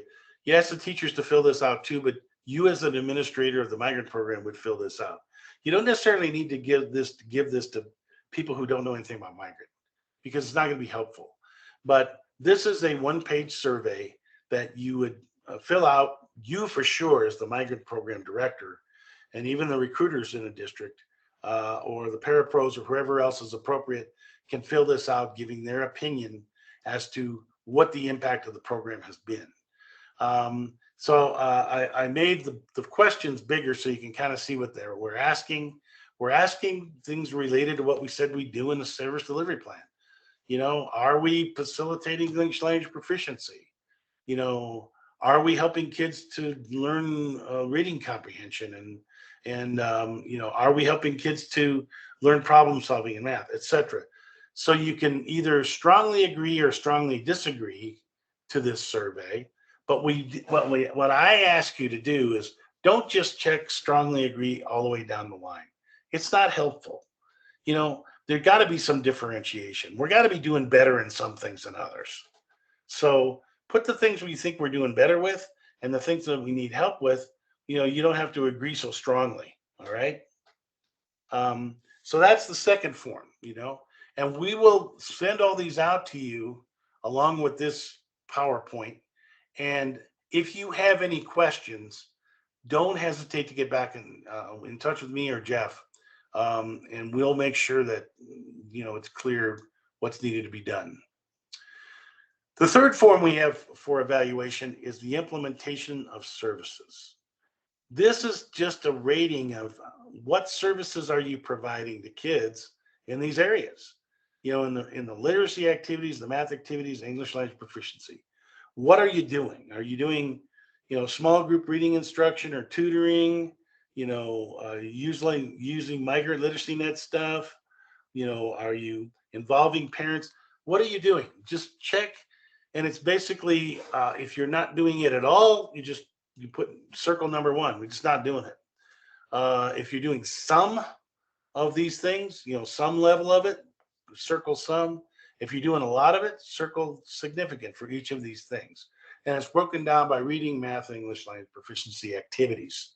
So this is important, and we have to put this in the evaluation so they know what kind of services are we actually providing, and to what degree. We're just down to the final couple of forms here. The parent survey is absolutely critical. We have to have parent input into both the needs assessments and the evaluations in MigrantNet. It's required. It's got to be here. Without parent input, they will just kick back our evaluation. So it's really important that whatever works for you, get it out to parents to answer this survey. Now they can answer it in English or Spanish, and this survey is different than surveys in the past. So please use this one. Don't use some parent survey that you used from the past. So you just simply ask the parents whether or not the program has helped their kids become better readers, better in English, better in math, better in writing, etc. So we collect the parent surveys, and we'll analyze that and make it part of the evaluation. And then the final form we ask you to fill out is just a one-pager that you would fill out as the migrant program director, or whoever administrates the migrant program, who can speak to it. And we really need to know, what strategies do you think have been the most effective to facilitate reading proficiency, to facilitate math proficiency, to overcome barriers to education? Do you think that, we also ask about what services been most effective to provide health services in case the kids need them, because they're asking about that now as part of evaluation. Do kids need health services? Are health issues getting in the way of their success in school? And you just give your opinion here. And what other activities would you believe would be beneficial? So those are the evaluation forms that we need to fill out. All evaluation data is due February 25th. And so we ask that you scan all the data and email it to Jeff, or send it to the Move It system, because we have to be concerned about data security. Make sure kids are, names are not out there, and etc. So, I will let Jeff to talk about whether he thinks you can just send it to him directly or put it into Move It. Jeff, do you have thoughts on this? Yeah, it should be sent through Move It or a password protected file. Any student information should not be sent openly through email, so it should be a protected file. If you do want to send some information to us regarding student data, and you want to use the Move It file, you can get in touch with Renee, and she can set you up to be able to handle that. But yeah, ideally no student information, identifiable student information, should be sent openly through email. And this is a directive from the Department of Ed. They're really pushing for this type of security, so we want to make sure that we follow along with that. So if you have any questions about that, please get in touch with me. And then we also have a question, Bill, that came through just now, or just a little bit earlier. Just to clarify, the teacher evaluations ought to be provided to teachers now of our migrant qualifiers?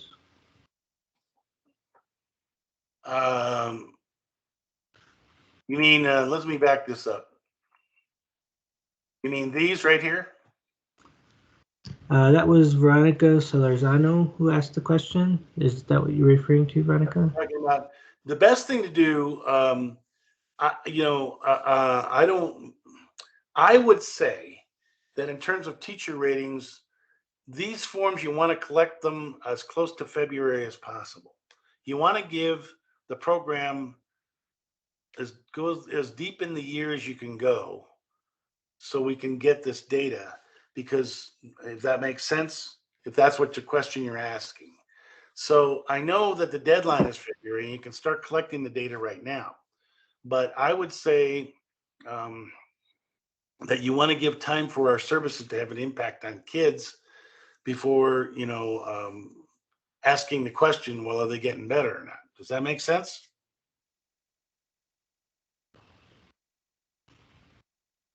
Thanks, Bill. Yes, it does.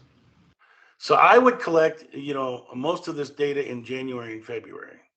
And I'm not, suggesting that people procrastinate, but, we want to get as accurate of a measure of the impact of the program as possible. So that's the way we would do it. And if we need to do a refresher, on this stuff in mid-January, we can have a short meeting and say, okay, remember these forms?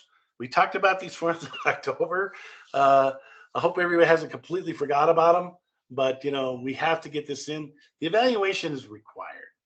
And it's, I've said this to you before in other sessions, but this is not, Bill and Jeff trying to make your lives miserable. This is what's the most concise, efficient way that we collect the data that they require,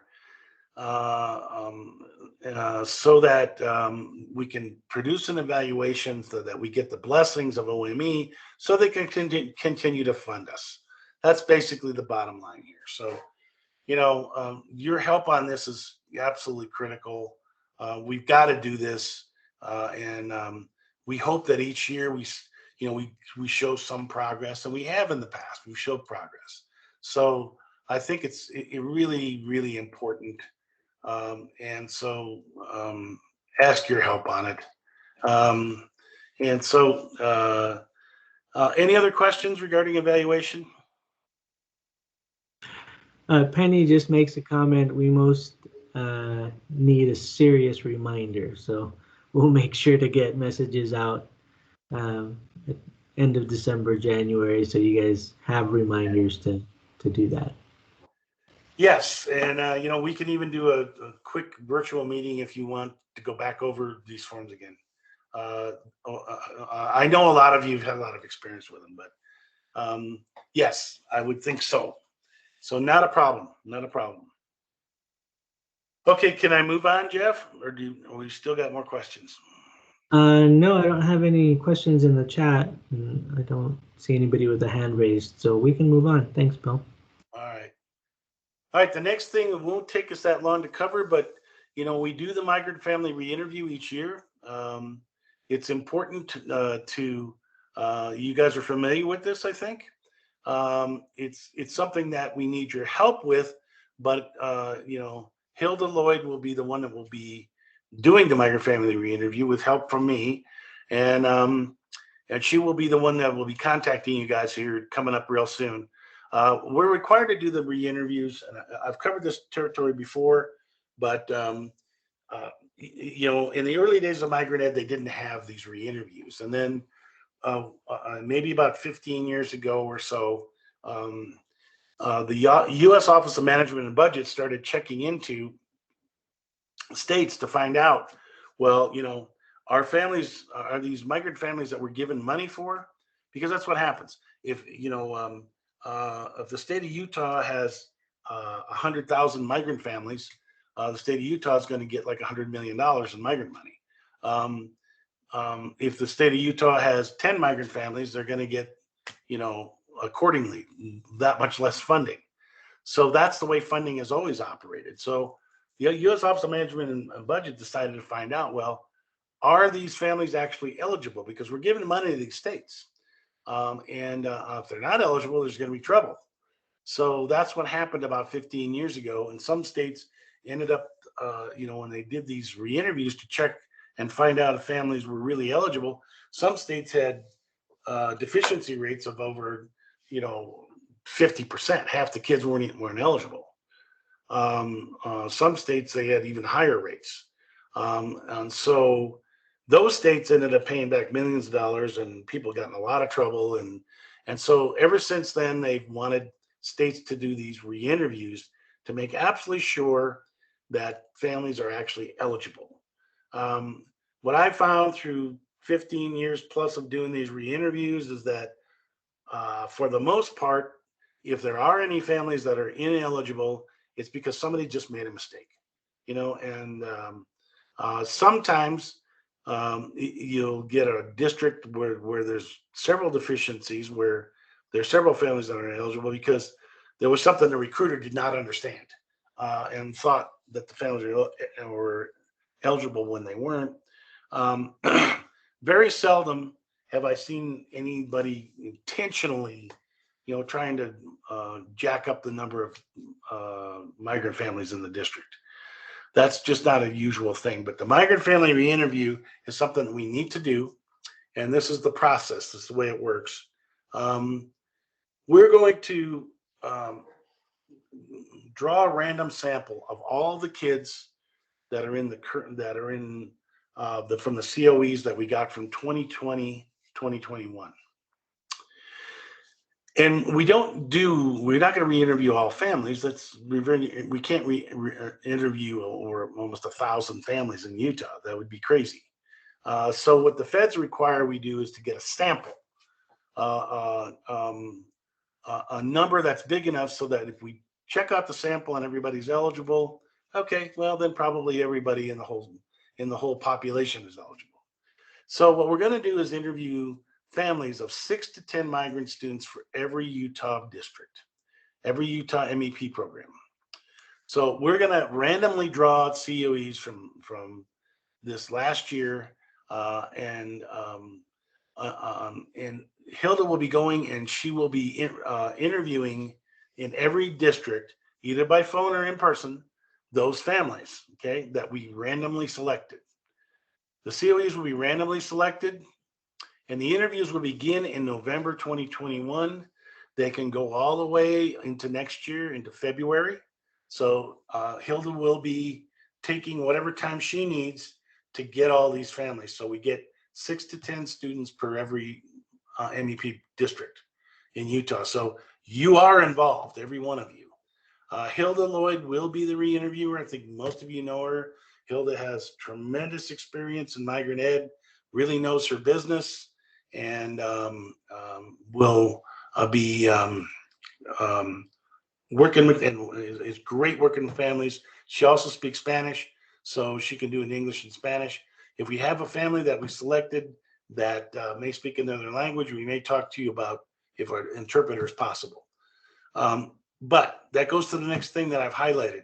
It is absolutely critical that all local recruiters work with Hilda to assist with contacting families. This is a requirement. This is something that must be done. We have to make sure that each district is doing a good job and that all families are eligible. It is to your benefit to cooperate with Hilda, and whatever she needs, she will talk to you about. It may be that she needs better phone numbers for the family. It may be that she needs you to introduce her to the family. It could be any number of things. But please work with Hilda, and this will go quickly and easily. You know, she will, want to interview 6 to 10 families in your district, and she'll get it done and move on. She'll be filling out the interview protocol. I just put the first page here. There's a whole protocol that was developed by OME as to the kind of questions you need to ask to see if kids are eligible. It's a 3-page document, and then we sign off on it in the end if we feel the family's eligible or give reasons why the family's not eligible. Interviews will be in person or by phone. And Hilda will also be asking kids about their needs in relation to the migrant program, like we've done in the past, because we want to know what needs are. It's the same thing with this parent advocate form that I've mentioned before. It's going to be a similar kind of thing to that, in which we're trying to find out what the needs of the kids are. We have COEs from 12 districts. We got COEs from last year from Beaver, Box Elder, Cache, Logan, Millard, Nebo, Ogden, Paiute, Provo, Sevier, South St. Pete, and Washington. I don't have anything from North St. Pete. And if there's any other districts that are listening in on this or part of this, and we don't have any COEs, please talk to Renee. We've got to get copies of COEs from the district, so we can do the re-interviews. All right, so that kind of gives you the broad base.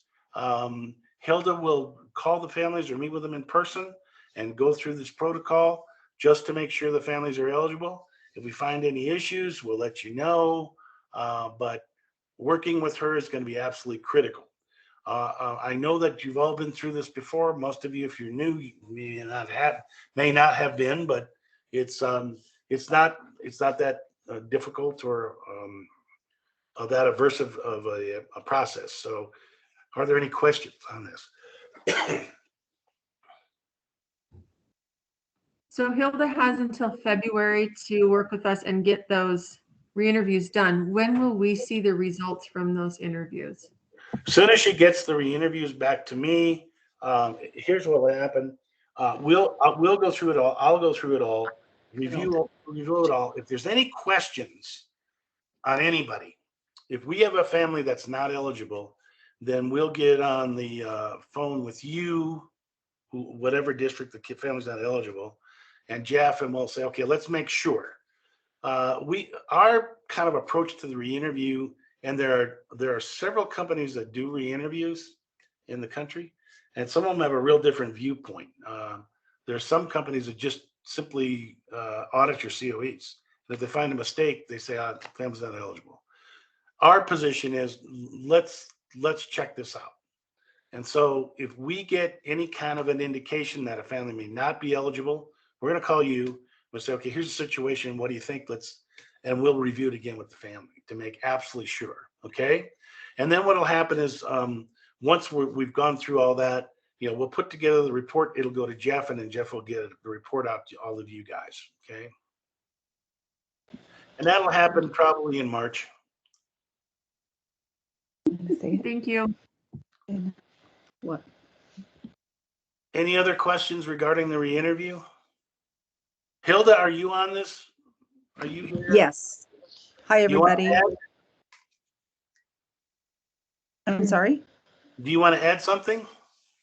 No, I was just going to make sure that I finish it in January, not February.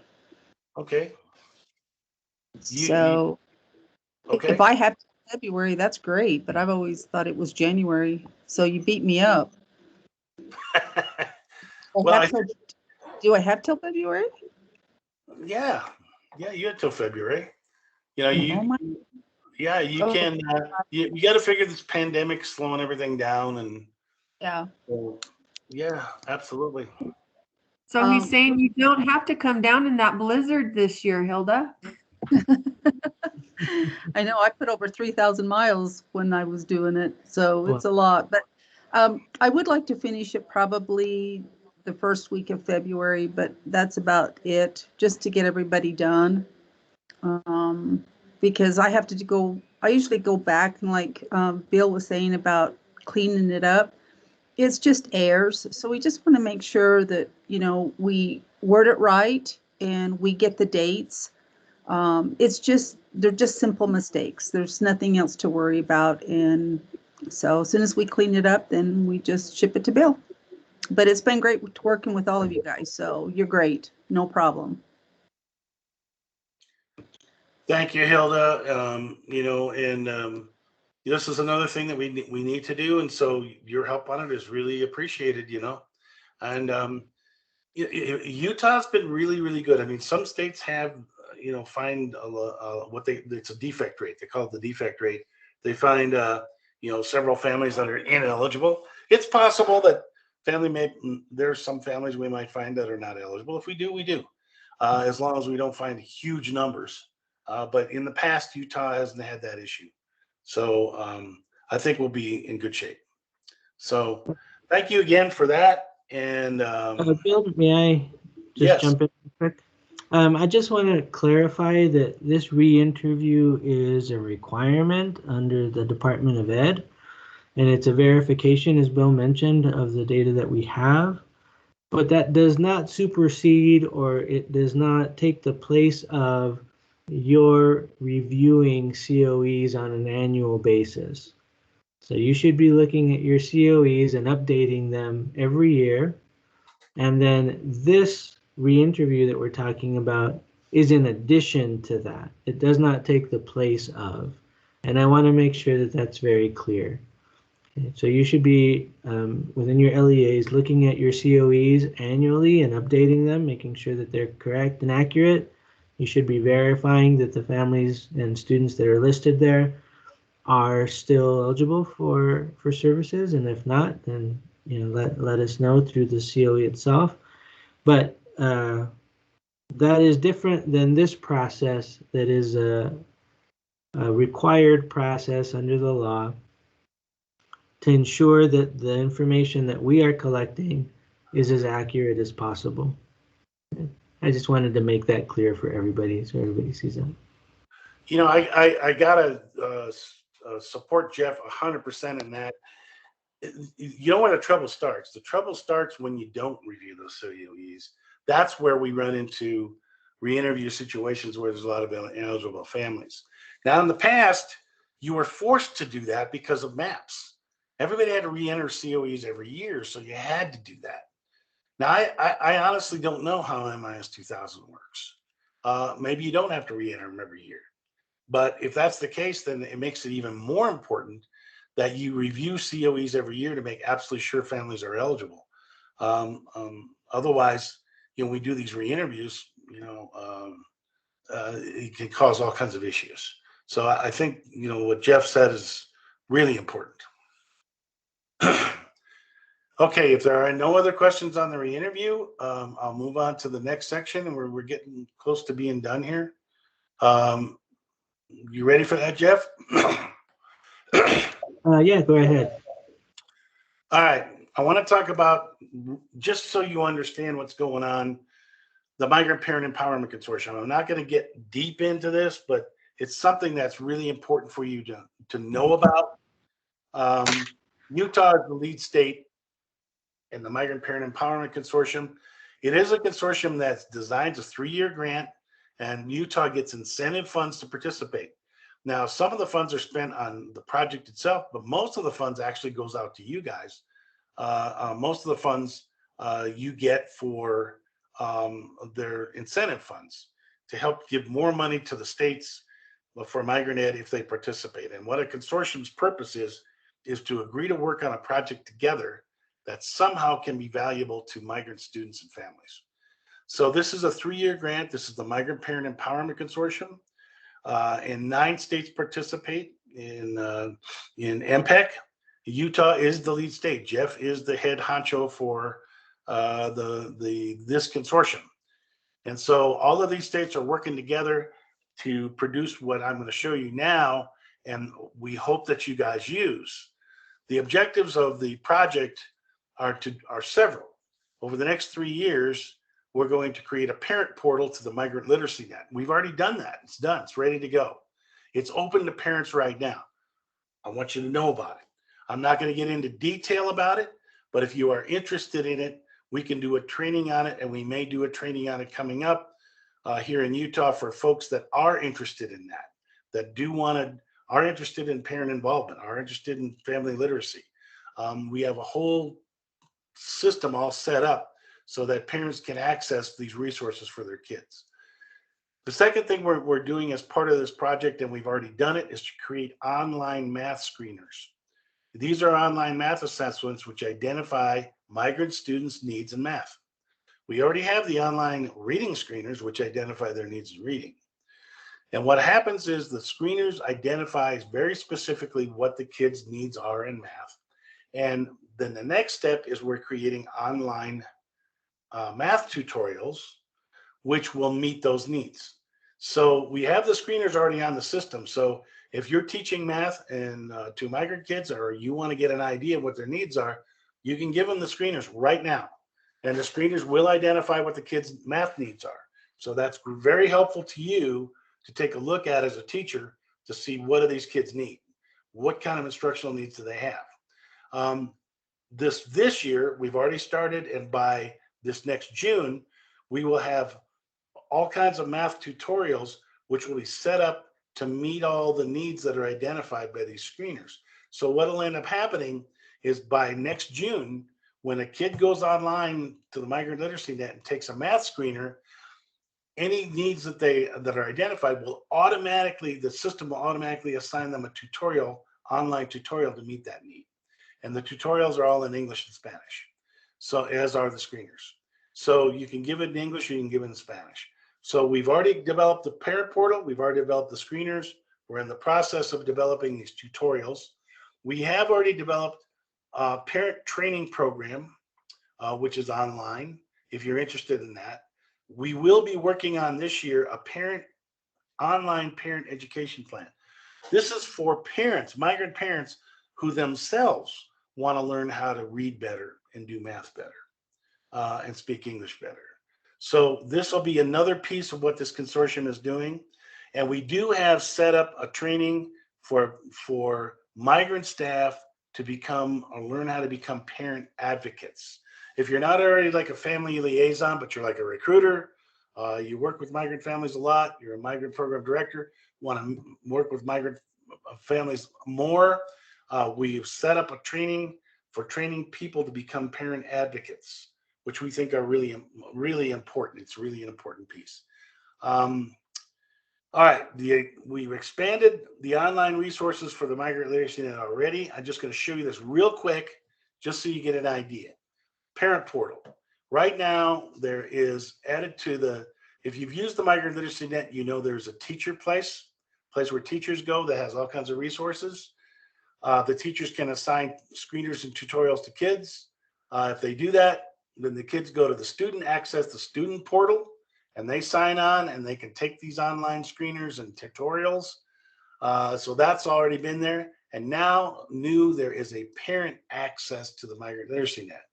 Parents can go on with the help of, migrant staff, need to show them how to do this. Parents can go on to the system and they can develop things to help their own kids to learn to read and do math. And they can do it in English or Spanish. They can create a username and password for the Migrant Literacy Net in either English or in Spanish. So if you create it in English, everything you see is in English. If you create it in Spanish, everything you see is in Spanish. Once you've created the account, the homepage for parents looks like this. And I'm not going to get any deeper into it than this, but all of these resources are right now on the system, ready to go, available, and being used by parents. And this is something that they have to be shown how to do. It's not something parents are going to figure out on their own, but migrant staff, including recruiters, have been trained to show families how to use this. And it's not that hard. There's a PowerPoint video with audio online already that they can learn how to use the Migrant Literacy Net. There's a whole section in which they can learn to help their own kids with reading and math. And I'm not going to get into that right now, but if you're interested, we can do a short training on this coming up. And I'll talk to Jeff about it and we'll offer it. And so people who are interested can check this out and see how this works. We think it's very powerful. It's a way to connect parents directly with the school. It's a way that even if you don't have a lot of resources or a big migrant program, it's a way that you can provide reading and math services to migrant kids, even if you don't have a bunch of resources in your district. So it's a very powerful thing that you can use, even if you're a very small program. So I encourage you to attend that training. There's also a button that they can push for reading activities for kids,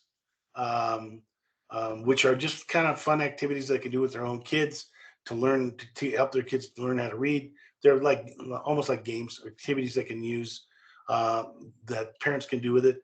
And then in the future, not yet, but in the future, there will be a section on how they can improve their own reading and math as parents. If they sign on in Spanish, of course, this same screen comes up in Spanish and everything's in Spanish. Okay, so the parent portal is here, it's running, it's ready to go. And we are encouraging you all to take a look at it because it is a way, one of the biggest problems we have in migrant ed is how do we involve parents? We talk about family literacy. We talk about ways to bring parents into the schools. This is all set up to do exactly that. So if you're interested, when we have this training, I encourage you guys to attend, and we can kind of show you exactly how this works in more detail.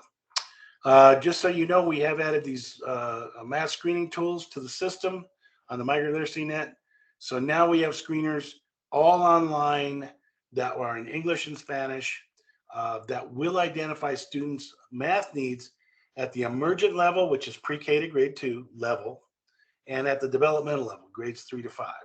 These screeners are listed here. I just want you to see them so you know what they are. We have a screen that identifies their needs, their skills in number sense, in basic operations, in patterns, in division, basic division, in expressions, equations, equality, in multiplication, in patterns and relationships. All of those are in English and all of those are in Spanish. So if you're looking at the level pre-K2 in terms of, we call it algebra readiness, but it's basically what do kids know about number sense, basic operations, and patterns.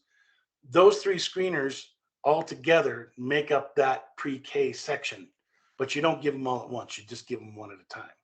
So you can kind of see that the number sense has 31 items, basic operations 28, and patterns 11. It's a total of 70 items that will give you, if you gave the kid all 3 of those, it's going to tell you at the pre-K level to grade 2 exactly where they are in math. And the same thing goes for the grades 3 to 5 level. There are 4 screeners at that level. You don't give them all at once. You give them one at a time, and you target whatever you're teaching or whatever you're focused on. You know, there's a division screener, a multiplication screener, expressions, equations, and equality screener, and patterns and relationships. So that has 59 altogether, all of those screeners put together. So this is a great way for you can identify migrant student needs in math. So it's there, and we will have tutorials to meet those needs in the future. So just something that for you to be aware of. All right, we have created as part of this consortium, this whole idea of parent advocates for migrant families. Hey, Bill, before we move on, can I just make a quick statement? Yes. I just want to reiterate that this is available for all of you and all of your families. It is also available to your entire district. So it's not meant just for migrant students, even though that's how the funding has come through to be able to create this. You are welcome to use this with all of your EL kids throughout your district. You're able to use it with families that you think may be in need of this kind of support in literacy and math. So please get word out to your curriculum folks that this is available and is accessible for every one of you free of charge. It's something that has been provided by this consortium that we've been working on for a while. And so I want to make sure that that's really clear to everybody, that yes, it does come from the migrant program, but it is available to anyone who would like to use it. And they don't have to be EL kids. They can be English only speaking kids that use this to support their growth in reading and math. So please get word out and use this in your districts because it really is a valuable tool. And then just so you know, also this past year, with all of schools shutting down and the COVID issues going on, we saw a big increase in use in MLN to support kids' needs, and it became a really valuable tool in that process because it was a way that teachers, students, and families could work with their kids to continue in their growth and development in these areas. And it was available to them online, free of charge, and the only questions about it really were, how do I log in? How do I get myself into the system? So we saw a really big increase in use. Is that right, Bill? Exactly. And just as a reminder to you folks, in case anybody asks, all of the screeners and the tutorials are based on the Common Core standards, the Utah standards, and they're also keyed into and mapped to the WIDA standards, which is the English language acquisition standards. So they fit very well in matching what Utah's direction is. So it's something that you can use as a supplemental tool. it's not, these are to support and fill in the gaps, that kids often have, particularly migrant kids or English language learners in a variety of skills, and that's what they're for. They're not to replace any curriculum. It's not a scope and sequence approach. What it is a like a triage approach. You identify what's missing or what the skills that are needed, and you target those. And so that's the way the whole system is set up. And we, as I said, we'll have a training in this coming up, and we would invite any and all of you to attend it. And the more that you use it, I mean, this is a system that has been built by the consortium, which Utah is the lead state. You guys are the ones that have led the country on this. There were last year almost 40,000 online tutorials taken by migrant kids. So this is something that's being used. It's something that those are the reading tutorials. We have over 340 online reading tutorials in English and Spanish. So we strongly encourage you to use it. You guys are the lead state. It's voluntary. Nobody has to use it, but it's all there. And so just echoing what Jeff has said. So Bill, we have a question, and it is there a way we can access the screener and tutorials so we can see it, like a sample student account or something like that? Yeah, the best way to do it, and once again, we'll offer a training in this, but it's very, very simple. You go to the Migrant Literacy Net, which is www.migrantliteracynet.com, and you can create your own username and password. And what I always recommend people do is you sign in as a teacher, as an educator. When you sign in, you'll see that you can go through the training to learn how to do this, but you can figure it out on your own too. You create a success plan for each student you want to help. Now you could pretend you're the student. You could be the student, and you just make a success plan for yourself. Assign yourself with some screeners in math and reading, and it'll give you a username and password. You go on as a student, and you can see how they all work. There's audio attached. There's graphics attached. It leads you through what to do and how to complete it. You'll see exactly how it works. And if you take screeners, they're going to assign reading tutorials to you. Now, you have to purposely miss. I mean, I realize that all of you can get ace all the screeners because they're designed for kids that don't read or kids that don't know math. But what you want to do is purposely miss some questions so you see what kind of things get assigned to you. But that's the way to do it right now. We can show you how to do it directly when we do a training, which we will do. So we're going to do, I think I'm going to suggest to Jeff, we do 2 trainings, one on the Migrant Literacy Net for anybody that's interested. We won't take more than an hour, and then another one, we're going to talk about this parent advocate piece and do a parent advocate training. And anybody who's interested can just, sign into those. Sounds good, Bill. Why don't we have just a brief conversation after the meeting so we can set those up, and then we'll get those out to everybody. All right, sounds good. Let me finish this last piece. As part of this consortium, we came up with the idea of parent advocates for families. It's not new. I mean, they've been family liaisons before, but we envision that in that group could be included recruiters. So we're looking at this as, what's the purpose of parent advocate? The purpose of a parent advocate is to help identify families' needs and to move them along. Now, maybe so that something can happen to help the families meet those needs.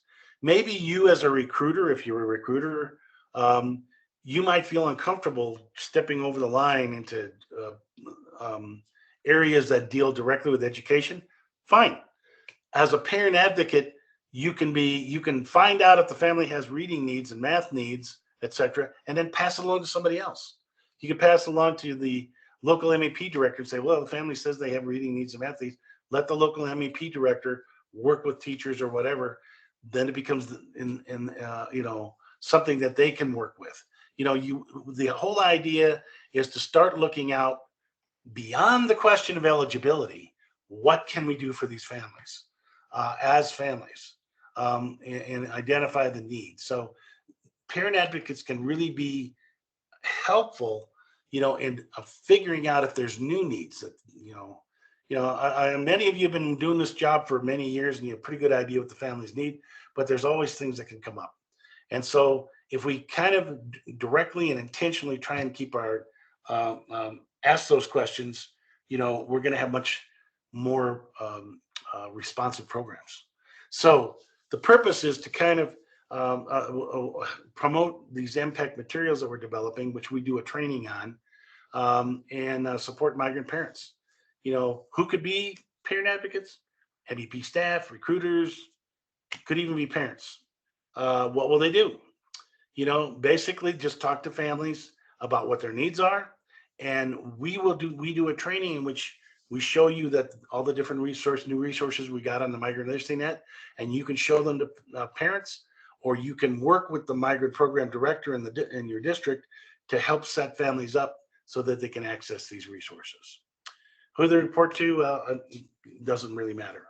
It could be the local MEP director, it could be whoever.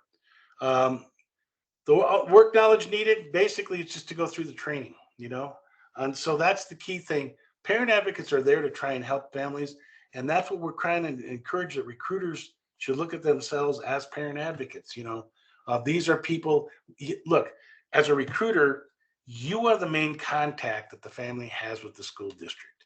You're the person they know. In most cases, in my experience, if they have a problem, they're calling you.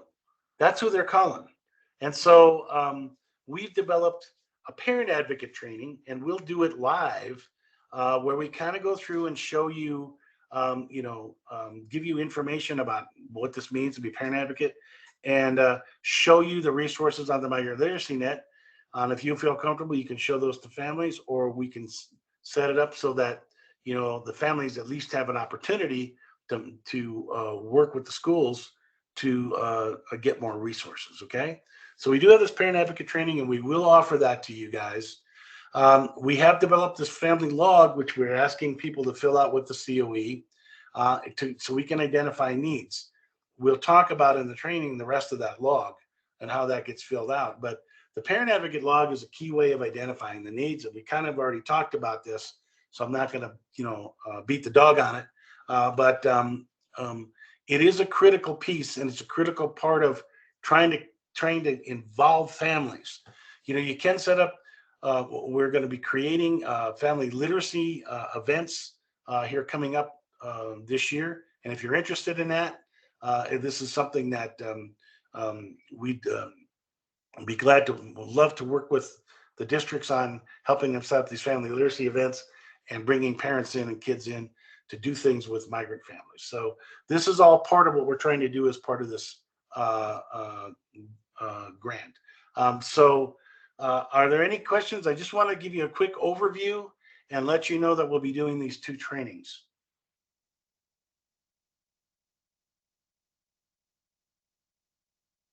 Okay, I'm gonna shut up and let Jeff take it from here. Thanks, Bill. I appreciate all that you've shared. Thank you, everybody. It's always good to talk to you guys, even though it's been me doing all the talking. But hopefully we'll get out to Utah one of these days soon. That's what I'm hoping. I like to get and visit with you people directly. So sorry, Jeff.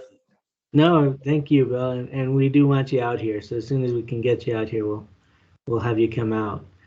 For the remainder of the meeting, it's basically the same topic of conversation that ties all of these three things together. And I want to make sure that you are all aware. Okay. So as you know, getting the new system in place, MIS 2000 for our data for Migrant Ed, has been a challenge up until this point. We are now at the point and stage of that process where I am verifying that the information that MIS 2000 sends to M6, which is the national student database for Migrant Ed, is correct. So I'm reviewing that information now. I have to literally go student by student to ensure that the information is accurate and correct. And in doing so, sorry, I just turned on my camera. In doing so, once that has been verified, then M6 will be fully accepting the data that we are uploading. That means that the data that Renee is currently putting in for the 2021 year will then be available for upload to M6. Okay. The reason that I mention that to you, not to bore you, but it does have to do with you, because up until we get those numbers in place for the 2021 year, I have no numbers to base your funding off of. So that process needs to be done before I have a number to be able to base what your last year's numbers were in order to get this year's funding squared away. So I'm hoping within the next couple of weeks, we have a good idea of what that number is, and that we understand within USBE how to move forward and push that funding out as soon as possible. So I apologize for the delay. I know we're later in the year than you would like, but that's the reality of the situation, and unfortunately it just kind of came down that way. But we are on the final stages of that, as I've let you know. You guys from now on, from Friday on, will be able to add that information, your COEs into the system and all the student data that you'll need to add. So we're looking forward to, from this week on, just moving forward and getting things done. So ideally, within the next couple of weeks, I would be able to give you an idea of what your funding would be for this year. And again, I apologize for the delay, but it's just been a system issue that's had to get us to this point to be able to do that. So again, when we're transferring data, when we're sending data, or if you're sending COEs, as I saw a couple of districts mention in the chat that you're going to be sending those to Renee, please get in touch with her to make sure that you do it securely. And again, you can do that either through a password protected file, like a PDF or a Word document, or you can use an even more secure data system, which is the Move It system that we use in the state, and Renee can help set that up for you. So you can get those documents into the system, and then she can pull them up from there. And that way there's no sending of anything, it's just getting information from one system to the other. Okay. Are there any questions about that, or any concerns? I mean, I know you guys have concerns because it's late in the year, but we're trying to get that squared away and remedied as soon as possible. And now we finally can, because we're able to add the data from the 2021 year.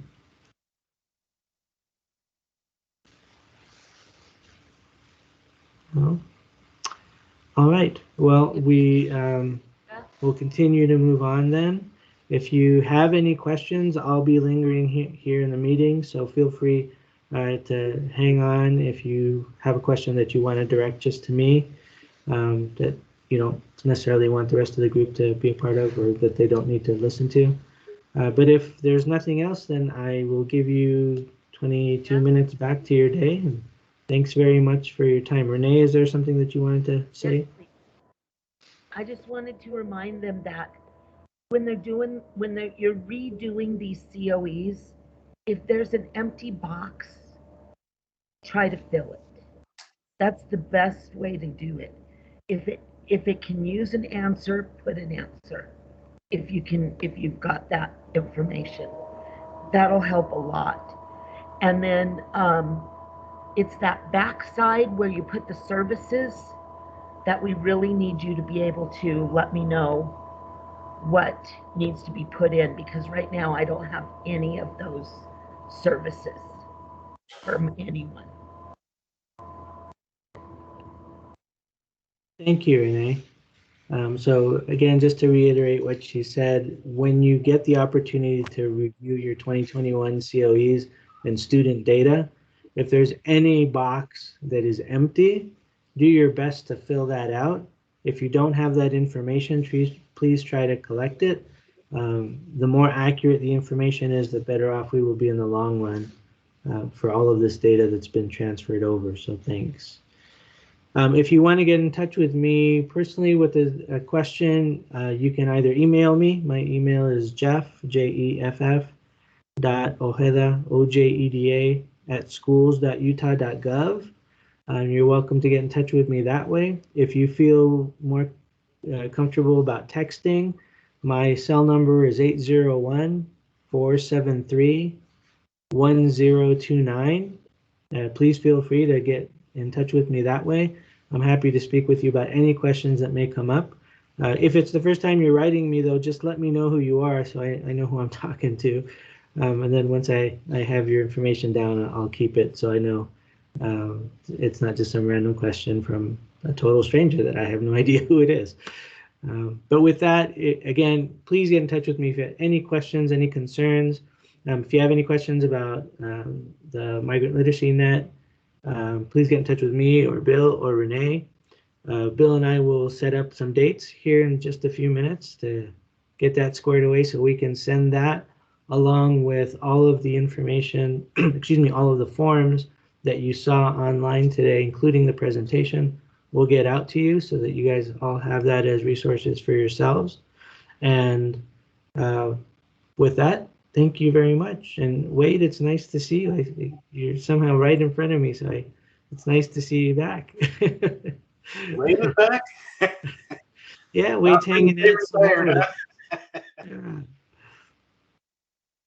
Just part-time though, from home. Hey, that's not a bad gig. Well, good for you, man. Goodbye, everybody. Thanks again for your time and all the work that you do. See you, Wade. Yeah, shout outs to Wade for sure. All right, everybody, have a great day and thanks very much for your time.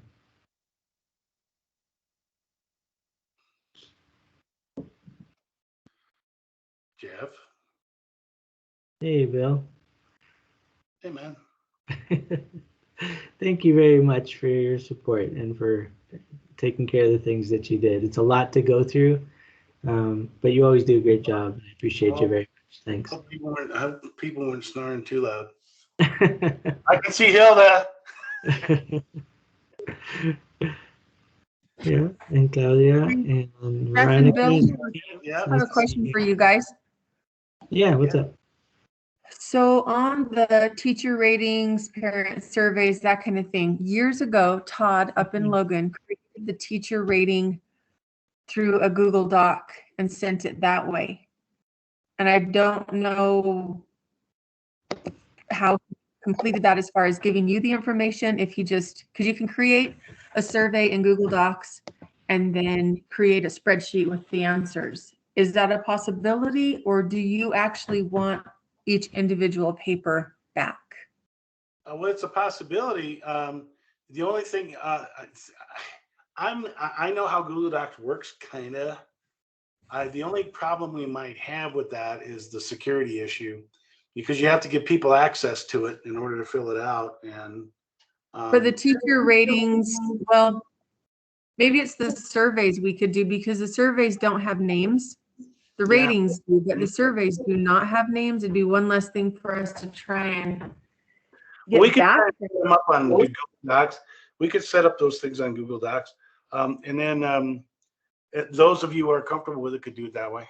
Yeah, we can do that. I don't do you want to work on that? With that? You want to work on that, Bill? Sure. You have nothing else to do. Nothing else to do. But no, I think we can set up some of the surveys on Google Docs. I think the teacher ratings we better keep off of there. Oh, and I don't think probably the parent surveys would make sense on there either, because that would mean the parents would have to be on there doing the Google Docs thing, which I'm sure some of them are capable of. But some would, but some won't be able to. There may be a possibility through Qualtrics also. Okay, whatever that is. Okay. The other one was the data collection forms, implementation of services survey, which is the measurable program outcomes. I wonder if that one would work on a doc. I think Google Docs, you could potentially do the administrator, teacher survey, and you could do the implementation of services survey for administrators to go on and teachers to go on and just do Google Doc. Because sometimes that's easier than having to hand the teacher 2 or 3 sheets and say, we'll be back to get it when they just look at it and say. We might even be able to set it up on SurveyMonkey or something like that. We'll start with the forms and we'll see what we can do with that other stuff. Okay. That'll be perfect. Thank you. You're awesome, Bill. Thanks, Jeff. Can't wait to see you, Hilda. Yeah. Take care. Bye. I have a, am I off? No, yeah. I have a question. So on the COE, where it says the parent and the guardian on the mail, if they have a stepdad or just a live-in person and the mom is the worker or the dad or the stepdad or whatever he is the worker, can they circle guardian for me and put down either stepdad or something that will identify it? Because I'm assuming that is the dad. Does that make sense?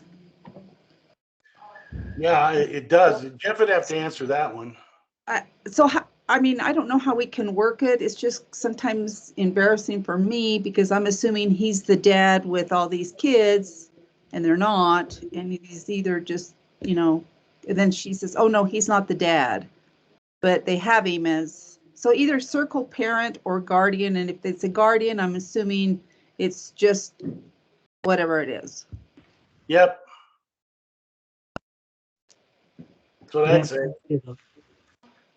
Will that be a problem on the COE though? I don't think so. Yeah, I don't see why not. If they're identifying themselves as such, so. Well, I mean, maybe it's not a problem, but it's just that when I do the re-interviews, I just kind of want to know if he's just the guardian there. I think that's a perfect way of doing it. Okay. The worker is not the biological parent, their guardian, I guess, or stepfather or whatever. Yeah, but it's not being circled. That's just what I'm saying. So if we can clarify that on the COE, I think it would help. Sure. Okay. Probably would make it easier to not have a sticky situation when we went into the home, huh? Yeah. Perhaps.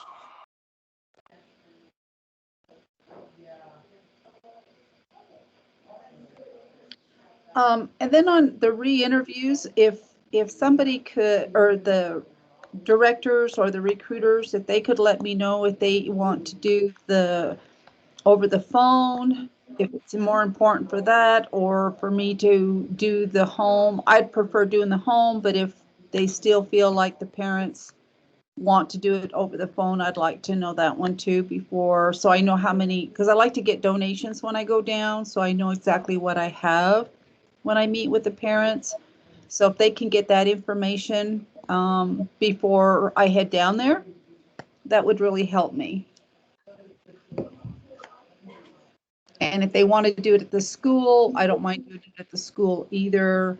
It's just whatever is going to help the parent. It's about the parent and their schedule. It's not my schedule. It's up to them how they want to do the re-interview. Hilda, I'll get the list to you within the week, okay? Okay. And the COEs. I'm probably gonna have to send that through Move It. I'll talk to Jeff and Renee about it, because that's all, kids' names and stuff. So Okay. Same with the COEs. We've already got the COEs electronically, so we'll just send them over to you electronically. Do you want me to send you hard copies of the protocols? It doesn't matter. Okay. You can print those out if you need them? Yeah. Okay. I'll send them to you electronically then. Okay. That'd make more sense. Jeff, I have a question for you. Yes, Hilda. No, this is Penny. Oh, sorry. That's okay.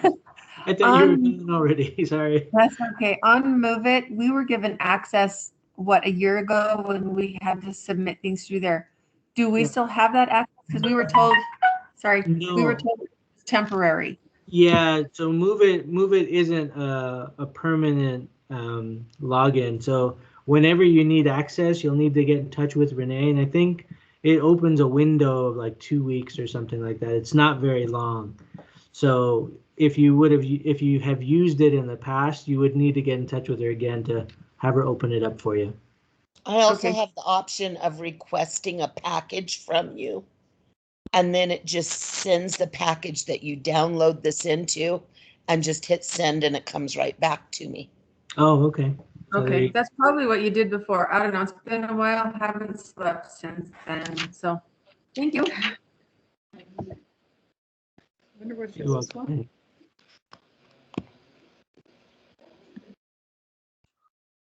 Other Any- questions regarding the re-interview? Okay, so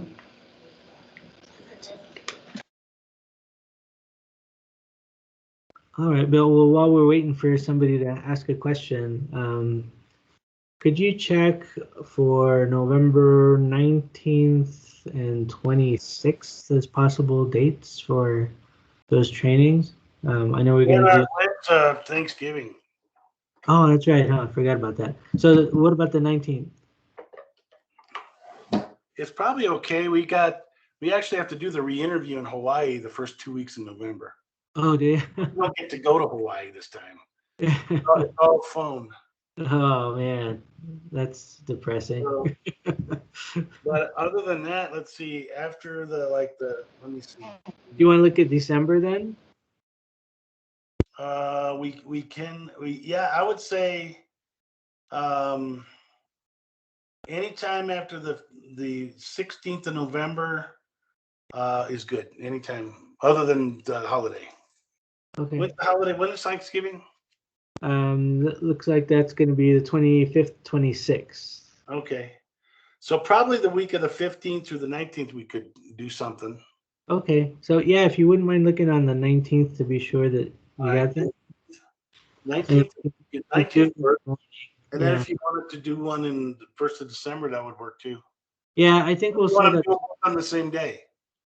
Well, what do you think would be best? Do you want to do one day and then another on the other, or do you want to do like back to back on the same day? I think we should do them back to back on the same day. Okay. And then if people want to do that training, they can. All right. Sounds good. So, Renee, can you set that up for us in Teams? So that would be November 19th, and we'll set it up. How should we do that? Well, I would say an hour for each training. Okay. So let's So do, 9 a Migrant Literacy Net training, and then let's do, with the parent portal, and then explanation, and then let's do a parent advocacy training second. Let's do that second because I might have more questions. Okay. I'm in a meeting from 9 to 11. I don't know if that matters. I would like to be part of these meetings. Okay. Why don't we do then? I guess we could do the first one 11 to 12. Would that work? If it works for Bill. Bill, you good? 11 to 1, you mean? Oh, the first one, 11 to 12? Yeah, first one. Yeah, we could. Then 12:30 to 1:30 for the other one. Well, unless you want to do them in the afternoon. People are going to not want to do this during lunch. We could do like 1 to 3. Oh, okay. Why don't we schedule that then? 1 to 3. Does that work, Renee? That works great. I appreciate it. Yeah, no problem. We definitely want to have you included. And Bill, that's good for you? Yeah, it works fine. Okay, perfect. So we say 1 to 3. That way, I hate to, I think they should be back to back if you want to do both. Because otherwise, it's kind of like, Yeah, having a break. I do it this time, then I got to come back some other time. Yeah, I get you. Would you send me the information, Bill, that you would like added to the email? Sure. Thank you. And then, the forms that you used today, Bill, could you get those to Renee also, and she can get all of that out in an email to everybody? Follow up for I'll send the PowerPoint and the forms, all of them. Okay. Lunch, but Perfect. yeah, not a problem. All right, man. Sounds good. Well, I appreciate you, Bill. Thanks very much. And Renee, You know, you guys. we appreciate you. Now we have a mutual appreciation society. Yeah. Now we can. Now we all feel good, right? Yes. Let me ask one more question. How are Hilda and Claudia doing with the parent advocate stuff? Yes, that's what we wanted to talk to you about. Are you gonna do you want to send us a separate link and we just talk with you individually so everyone else can go about their business, or do we tell you here? Whatever's, other people may have other stuff to do. I don't know. Yeah. So I can send you a Zoom link. Do you have Zoom? yes. Okay, I'll send you a Zoom link right now. Okay, sounds good. We'll talk to you soon. Thank you. We'll see you guys. All right, thanks. Bye-bye. Bye, all. Do we need to talk about anything else, Jeff? No, nothing for me. I see Veronica Solorzano and company is still on, but they look Maybe they busy. want to talk to you. Maybe they want to talk to you. Maybe. Okay, Bill. Well, I'll let you go then. Thanks. I'll talk to Claudia and Hilda. Okay, sounds good. Thanks a lot. Good. I appreciate your help. Have a good one.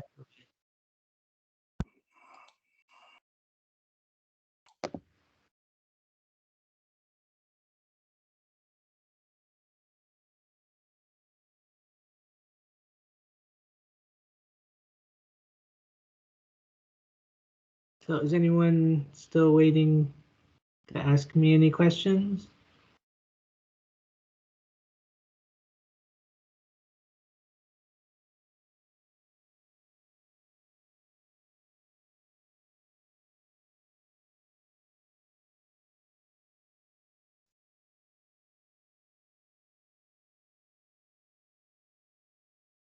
So I see Veronica Solorzano signed in, but